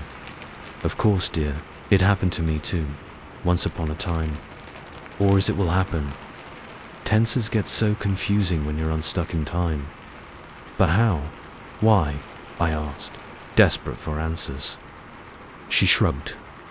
"The why is different for everyone. For some, it's trauma. For others, a genetic quirk. As for the how, she trailed off, her eyes growing distant. Time isn't as linear as we like to think. Sometimes we slip between the cracks. How do I make it stop? I pleaded. Her expression turned sympathetic. Oh, honey, you don't. You learn to live with it, to navigate it. But I lost a whole year. I cried. I'm married to a man I don't know, running a company I never wanted to run. How am I supposed to live like this? One day at a time, she said simply. And who knows, maybe next time you'll slip back, fill in those missing pieces. As if on cue, the world around me began to blur. The park, the bench, the old woman, all of it fading like mist in the morning sun. I blinked, and I was back in my kitchen. The coffee mug steamed in front of me, fresh and hot. Liz's voice drifted from the living room, complaining about a reality show I'd never heard of. For a moment, I stood frozen, unsure if I'd imagined the whole thing. Then I noticed a small, folded piece of paper under the mug. With trembling hands, I opened it. In spidery handwriting, it read, "Time is a river, dearie. Sometimes you float, sometimes you swim against the current. But you never stop moving. See you in the future. Or is it the past?" I sank into a chair, my mind reeling. Was this my life now? Slipping between moments, never sure if the next blink would catapult me months or years into the future, or the past. As the implications sank in, a strange calm settled over me. If time wasn't fixed, if I could slip between moments, maybe I could change things. Maybe I could shape my future or rewrite my past. I took a sip of my coffee, savoring the rich flavor. For now, I was here, in this moment, and I intended to make the most of it, because who knew where or when I'd be the next time I blinked. I stood up, a new determination flowing through me. I had a presentation to prepare for, after all. And maybe, just maybe, I'd take a closer look at that cute guy in marketing. You never know where these things might lead, or when. As I headed to my room, I caught a glimpse of my reflection in the hallway mirror. For just a second, I could have sworn I saw an older version of myself wink back at me. I winked back, a small smile playing on my lips. Whatever happened, whatever time I found myself in, I knew one thing for certain. It was going to be one hell of a ride. Story 18. I first noticed them on a Tuesday. The couple across the street, moving into the old Henderson's place. They were picture perfect. Him tall and broad-shouldered, her petite with cascading blonde hair. Like they'd stepped right out of a magazine ad for suburban bliss. I watched from behind my living room curtains as they unloaded boxes, laughing and stealing kisses between trips. Something about their easy affection made my chest ache. When was the last time Tom and I had been like that? As if summoned by my thoughts, my husband's voice called from the kitchen. "Sarah, have you seen my glasses?" I sighed, turning away from the window. "Check your head, dear. That's usually where you leave them." A pause, then a sheepish chuckle. "Right, as always, honey. What would I do without you?" What, indeed, I thought, casting one last glance at the happy couple before going to start dinner. Over the next few weeks, I found myself drawn to the window more and more. The new neighbors, the Clarks, I'd learned, seemed to have the perfect life. Every morning, they'd share coffee on their porch, heads bent close in intimate conversation. In the evenings, I'd catch glimpses of them through their big bay window, dancing in their living room or curled up together on the couch. I told myself I was just being neighborly, keeping an eye out. But deep down, I knew the truth. I was envious. hungry for the easy love they seemed to share. So different from the comfortable but passionless routine Tom and I had settled into. It was a rainy Friday night when things took a turn. Tom was working late again, and I was nursing a glass of wine, idly flipping through channels. A movement across the street caught my eye. The Clarks were in their living room, the lights on full blast. They seemed to be mirroring each other. Mr. Clark would raise his arm, and Mrs. Clark would do the same, like some strange, synchronized dance. Intrigued, I moved closer to the window. As I watched, they began to move in perfect unison. Every gesture, every turn of the head, it was uncanny. And then, as one, they turned and looked directly at me. I gasped, stumbling back from the window. There was no way they could see me. My lights were off, and the rain obscured the view. And yet, I could have sworn their eyes met mine, a knowing smile playing on both their lips. Heart pounding, I drew the curtains and retreated to my bedroom. I was being silly. They were probably just practicing a dance routine or something. Nothing sinister about that. But as I lay in bed that night, listening to the rain patter against the roof, I couldn't shake the feeling that something wasn't quite right in the perfect house across the street. The next morning, determined to put my unease to rest, I decided to introduce myself properly. Armed with a plate of freshly baked cookies, I marched across the street and rang their doorbell. Mrs. Clark answered, her smile as bright as ever. "Well, hello there. You must be Sarah from across the way. We've been meaning to come say hi." "I hope I'm not interrupting," I said, holding out the cookies. "I just wanted to welcome you to the neighborhood." "How thoughtful," she exclaimed, accepting the plate. "Please, come in." We were just about to have coffee. The inside of their house was as perfect as the outside. Every surface gleamed, every item placed with artistic precision. It was beautiful, but something about it felt off, like a showroom rather than a lived-in home.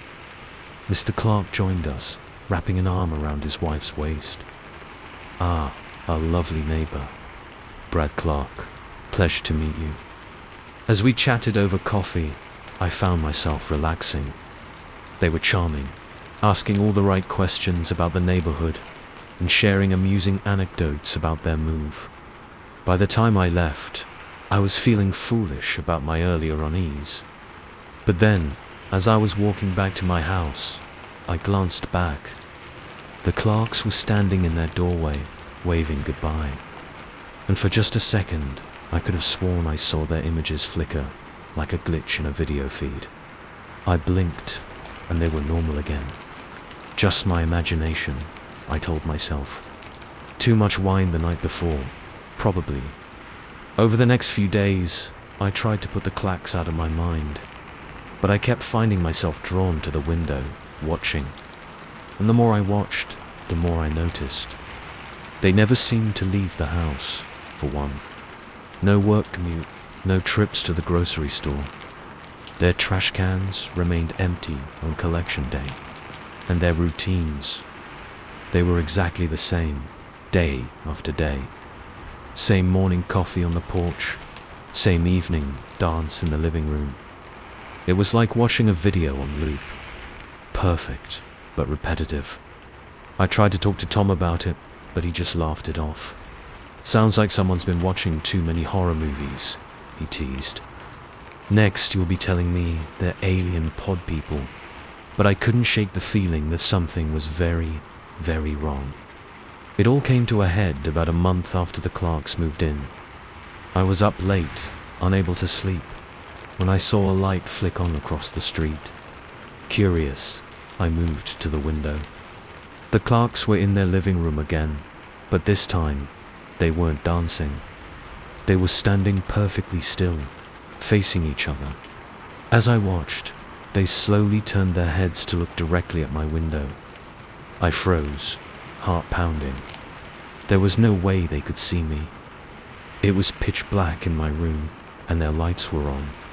But somehow, I knew they were looking right at me. And then, to my horror, they began to move. In perfect synchronization, they raised their arms, pointing directly at me. Their mouths opened in identical, silent screams. I stumbled back from the window, my breath coming in short gasps. This wasn't happening. It couldn't be happening. But when I gathered the courage to look again, they were still there, still pointing, still screaming. And then they started to flicker.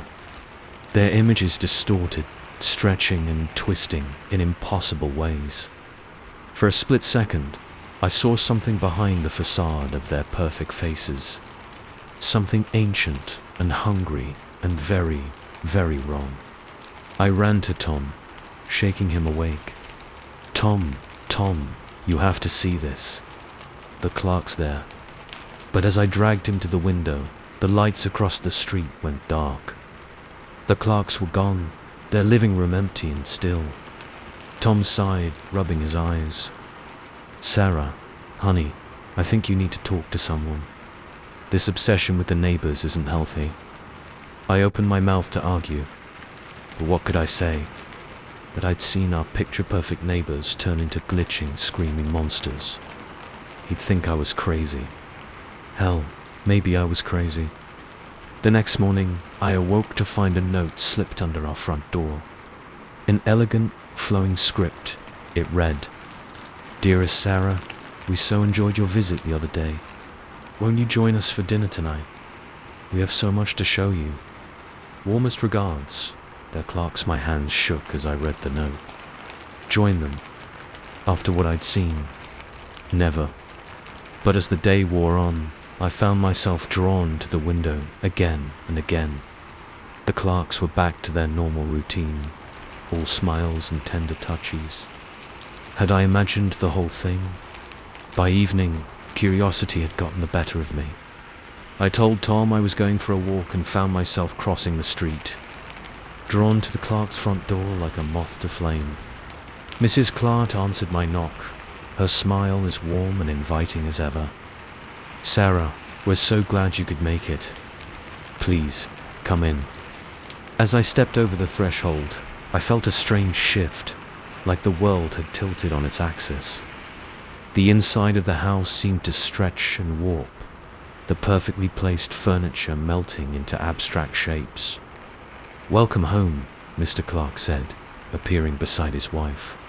But his voice was different now, deeper, older, with an echo that seemed to come from everywhere and nowhere at once. What's happening?" I asked, my voice barely a whisper. The Clark's smiles widened, stretching beyond the limits of human anatomy. "You're joining us, Sarah, in the place between places. The Watchers need new recruits, after all." As their faces began to flicker and distort, I realized with dawning horror what was happening. I wasn't here to join them for dinner. I was the dinner. I tried to run, to scream, but my body wouldn't respond. I could only stand there, frozen, as the things that weren't the Clarks advanced on me. The last thing I saw before the world went dark was my own face, smiling back at me from the mirror in the hallway. But it wasn't me. Not anymore. Across the street, in a darkened living room, a woman who looked exactly like Sarah stood at the window. She waved at the Clark's house, a perfect, plastic smile on her face. And then, in perfect unison, they all turned to look at you. "Are you sure it's just your neighbors you're watching? Or is something watching you?" Story 19. The email arrived on a Tuesday, buried between credit card offers and newsletter subscriptions. The subject line caught my eye. "Remember me. Westfield High, 05. I hesitated, cursor hovering over the delete button. Westfield High, that was a lifetime ago. A life I'd worked hard to forget. Curiosity got the better of me. I clicked. "Hey Jake, It's Melissa Chun from high school. Remember me? I was hoping we could catch up over coffee sometime. Let me know if you're free. Melissa Chun. The name stirred something in the back of my mind, but I couldn't quite grasp it. A vague impression of long dark hair, a laugh that echoed down high school hallways, but the details, they slipped away like smoke. I should have deleted it. Should have forgotten all about Melissa Chun and Westfield High. But there was something about the email, something that nagged at me. So I replied, "Hi, Melissa. Sure, coffee sounds great. When and where?" Her response came almost immediately, as if she'd been waiting by her computer. We set up a meeting for the next day at a little cafe downtown. That night, I dreamt of high school for the first time in years. But the dreams were off, fragmented, faces blurred and distorted, voices muffled as if underwater. I woke up in a cold sweat, heart pounding, with the distinct feeling that I was forgetting something important. The cafe was busy when I arrived, the air thick with the scent of coffee and freshly baked pastries. I scanned the crowd, looking for a face I wasn't sure I'd recognize. "Jake, over here." I turned towards the voice and froze. Melissa Chun was waving at me from a corner table, a wide smile on her face. She looked exactly like I remembered, exactly like she had in high school. As I approached, that nagging feeling in the back of my mind grew stronger. Something wasn't right here. "It's so good to see you," Melissa exclaimed, pulling me into a hug. She smelled of jasmine and something else, something I couldn't quite place. God, how long has it been? 20 years? I nodded, settling into the chair across from her. "Yeah, just about. You haven't changed a bit." Her laugh was just as I remembered it, light and musical. "Oh, charmer. I wish I could say the same for you. The years have been kind, though." We fell into easy conversation, Melissa chattering away about old classmates and shared experiences. But as she talked, that uneasy feeling grew. The memories she described, they were vivid, detailed, but they didn't feel like mine. "Remember that time in Mr. Holbrook's class?" Melissa was saying, her eyes sparkling with mirth. "When you set off a stink bomb and we all had to evacuate?" I blinked, trying to conjure up the memory. There was something there, a vague impression of chaos and laughter, but it felt distant, like watching a movie of someone else's life. "Yeah," I said slowly. "That was something." Melissa's smile faltered for just a moment, a flicker of something crossing her face. But it was gone so quickly I thought I might have imagined it. "Oh, and prom," she continued, reaching out to touch my hand. Her fingers were ice cold. "You looked so handsome in that blue tux. We danced all night, remember?" I pulled my hand away, a chill running down my spine. "Melissa," I said carefully, "I didn't go to prom. I was sick that weekend. Stomach flu." For a long moment, Melissa just stared at me. Then she laughed, but it sounded forced. "Oh, Jake, you kidder. Of course you were at prom. I have the photos to prove it." She reached into her bag, pulling out an old, battered photo album. As she flipped it open, I felt my world tilt on its axis. There I was, in a blue tux, arm around a beaming Melissa in a sparkly silver dress. But it was impossible. I knew, with absolute certainty, that I had never worn that tux, never danced at that prom. This isn't right," I muttered, flipping through the pages. Photo after photo of me and Melissa. At parties I'd never attended, on trips I'd never taken. A whole life I had no memory of living. "Jake," Melissa's voice had changed, losing its musical quality. It sounded older, rougher. Something wrong? I looked up, and for a second, just a split second, Melissa's face seemed to flicker, like a glitch in a video game. For that brief moment, I saw something else behind her youthful features, something ancient and hungry. I stood up so quickly my chair toppled over, drawing stares from nearby tables. "I have to go," I said, my voice shaking. This was a mistake. "I'm sorry." Melissa reached out, her cold fingers grasping at my wrist. "Jake, wait. Don't you want to remember? Don't you want to be who you were meant to be?" I yanked my arm away and ran, not stopping until I was blocks away, gasping for air in a dingy alley. What the hell had just happened? Over the next few days, I tried to convince myself it had all been some kind of weird hallucination. Too much caffeine, too little sleep. But I couldn't shake the memory of those photos, of a life I knew I'd never lived. And then the emails started coming.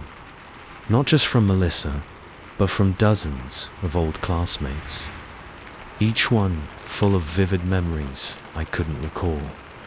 Each one insisting we meet up, catch up, remember old times. I ignored them at first, deleted without reading, but they kept coming, filling up my inbox faster than I could clear it. And then they started calling. My phone rang constantly, numbers I didn't recognize.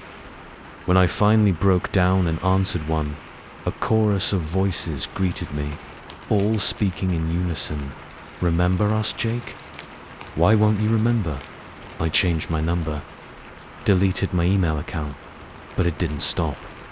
Notes appeared under my door. Voices whispered from the vents in my apartment.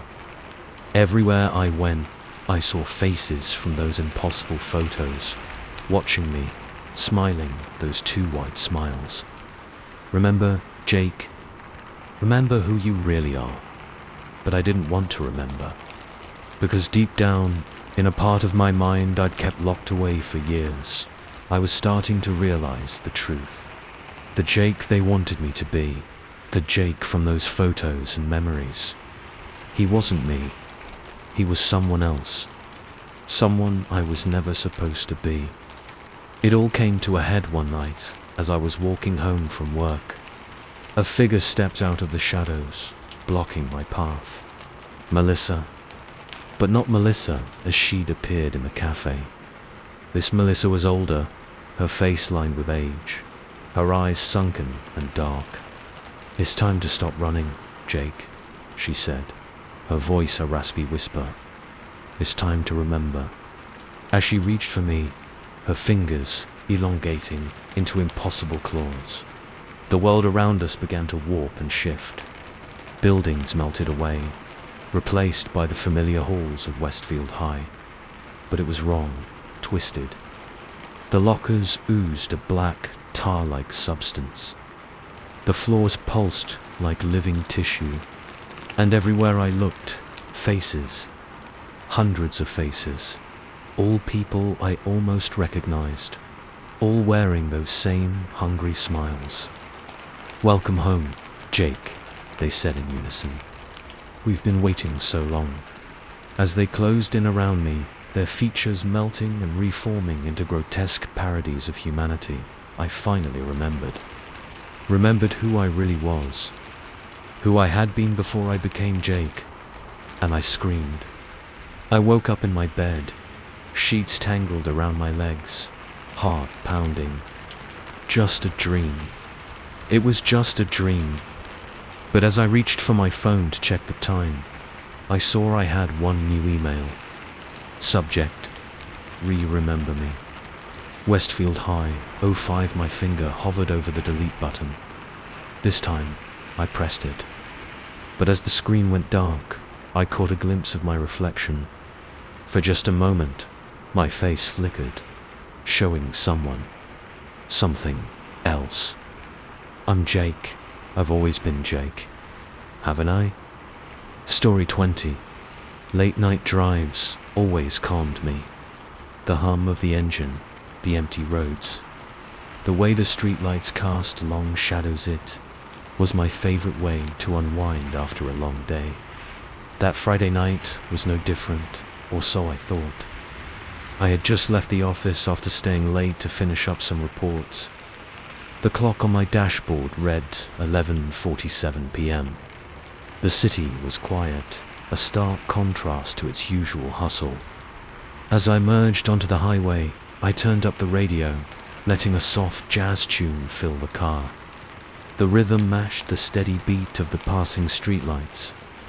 About 10 minutes into the drive, I noticed a pair of headlights in my rearview mirror. They were distant, but persistent. I didn't think much of it at first, just another car heading home late. But as I took the exit ramp toward my neighborhood, the headlights followed. Probably someone who lives nearby, I muttered to myself, shrugging off the slight unease creeping into my chest. I navigated through a series of lefts and rights, the route so familiar I could drive it blindfolded. The streets became narrower, lined with sleeping houses and silent yards. Glancing at the mirror, the headlights were still there, closer now. The car maintained the same steady distance behind me, neither gaining nor falling back. A knot formed in my stomach. Okay, this is getting weird, I thought. To test a hunch, I decided to take a detour. I signaled right, but turned left instead, onto a street that looped around the park.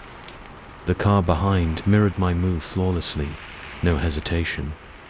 Maybe they're lost, I reasoned, trying to quell the anxiety rising in my throat.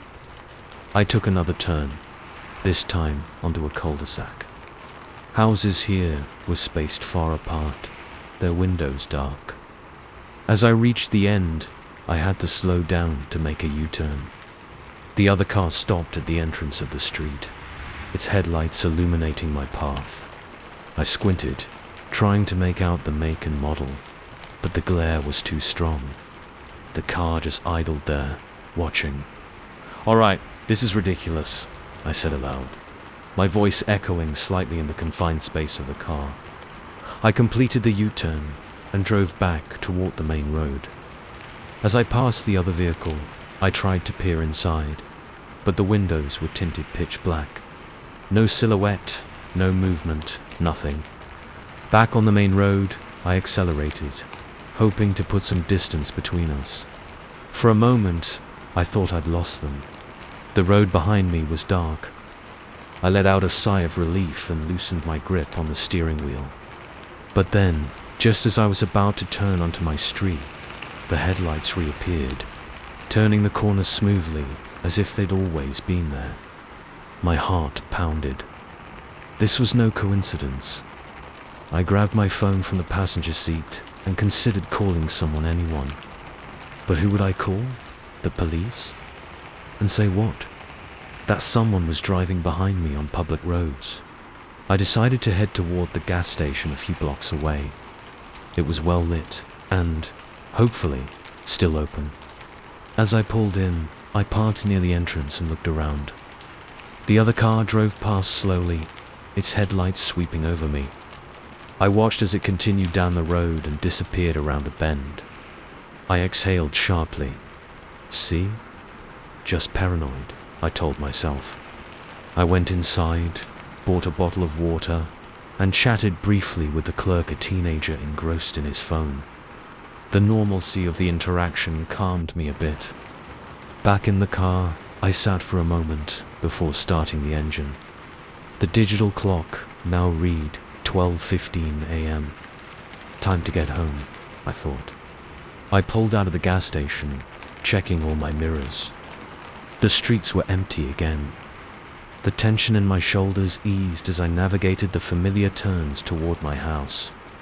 But as I approached the final intersection before my street, those same headlights appeared in the rearview mirror, turning in behind me from a side road. A cold sweat broke out on my forehead.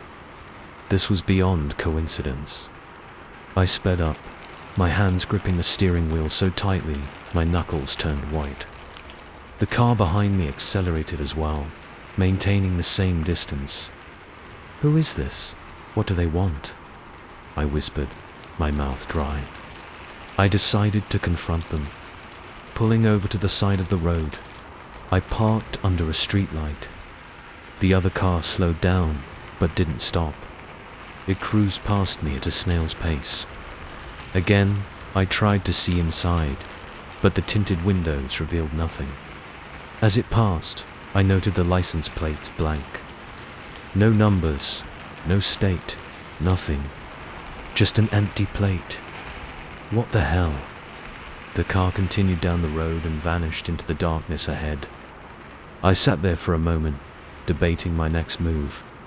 Go home, not with some creep following me. Maybe drive to the police station. But I didn't even know how to describe what was happening. Determined not to let fear control me, I started the car and headed home, taking a few extra turns just to be sure.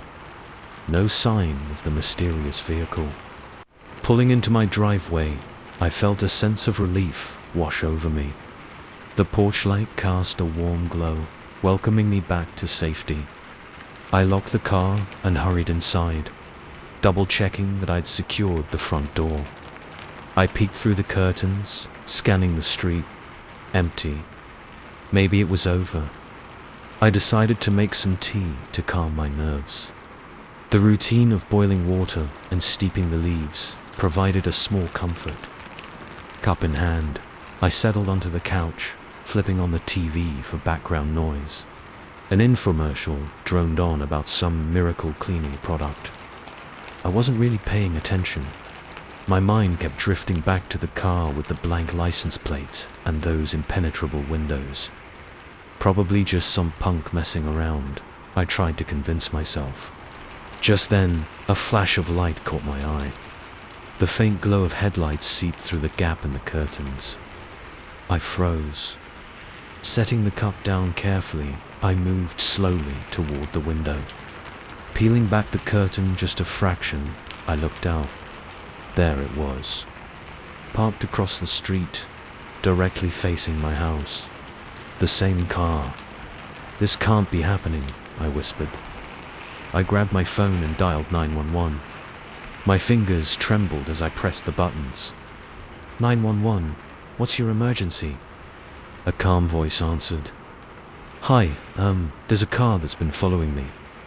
And now it's parked outside my house," I said, trying to keep my voice steady. "Can you describe the vehicle, sir?" "It's a dark sedan, tinted windows, no license plate." "Is the driver threatening you in any way?" "I haven't seen the driver.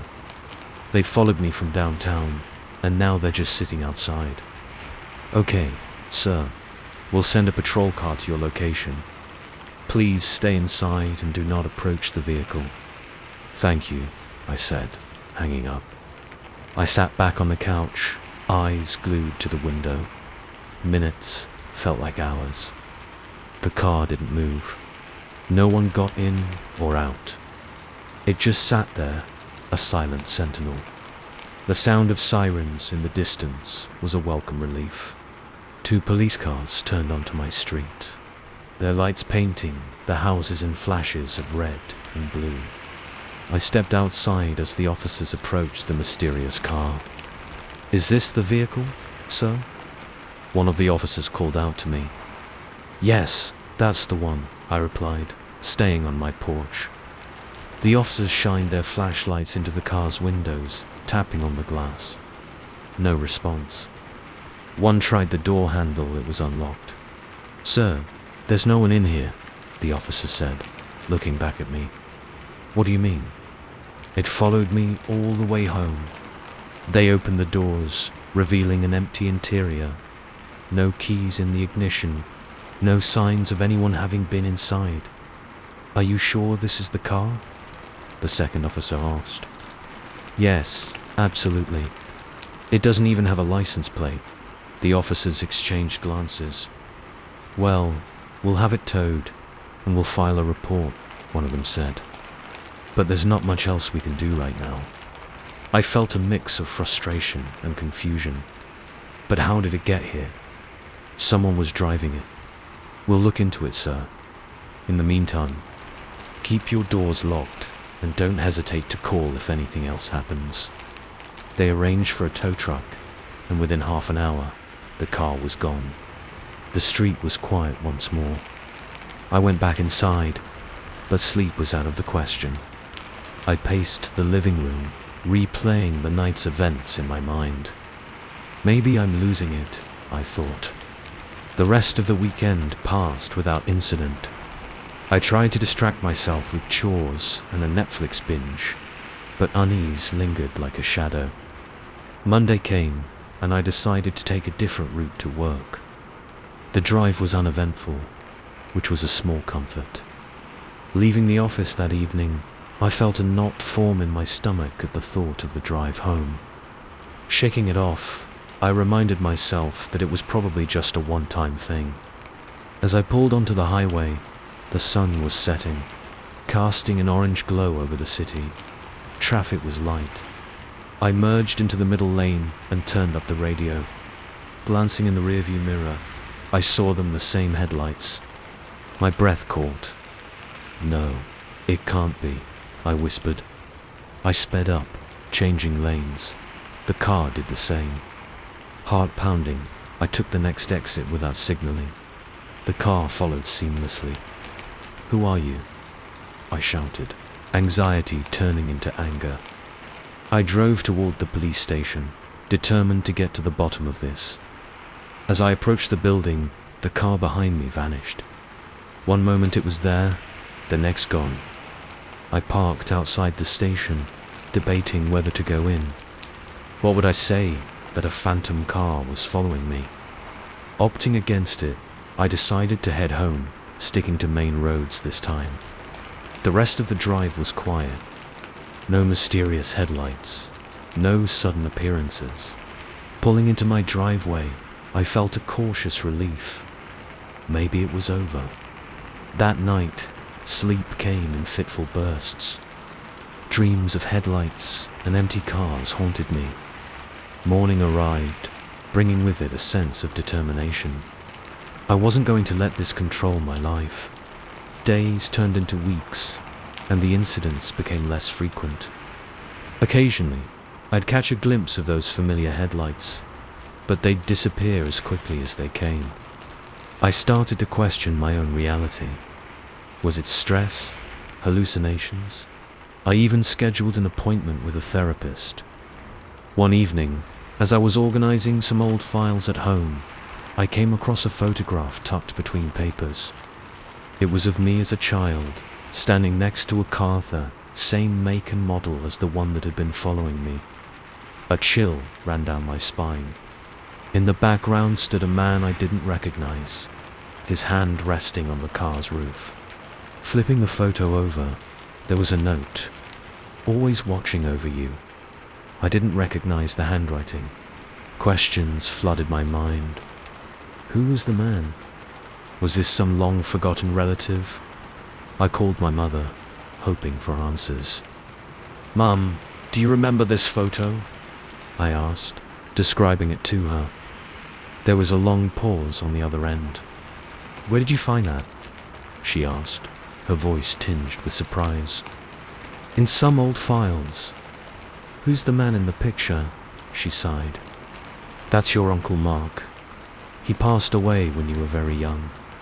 You probably don't remember him. Why was he watching over me?" He was very protective of you. Always said he'd keep an eye on you, no matter what." I sat down, the room spinning slightly. "Mum, strange things have been happening," I began, explaining the events of the past few weeks. She listened quietly. "Honey, sometimes loved ones have a way of reaching out," she said gently. I didn't know what to believe. Was this some supernatural occurrence? A figment of my stressed mind? That night, as I lay in bed, I felt a strange sense of peace. Maybe, just maybe, I wasn't being haunted, but protected. The following morning, I stepped outside and looked up at the sky, the sunrise painting it in hues of pink and gold. Thank you, I whispered, not entirely sure who I was speaking to. The mysterious car never appeared again. Life returned to normal, but I carried with me a newfound appreciation for the unexplained. Sometimes, the most unsettling experiences lead us to understand that not everything is meant to be understood. That's okay.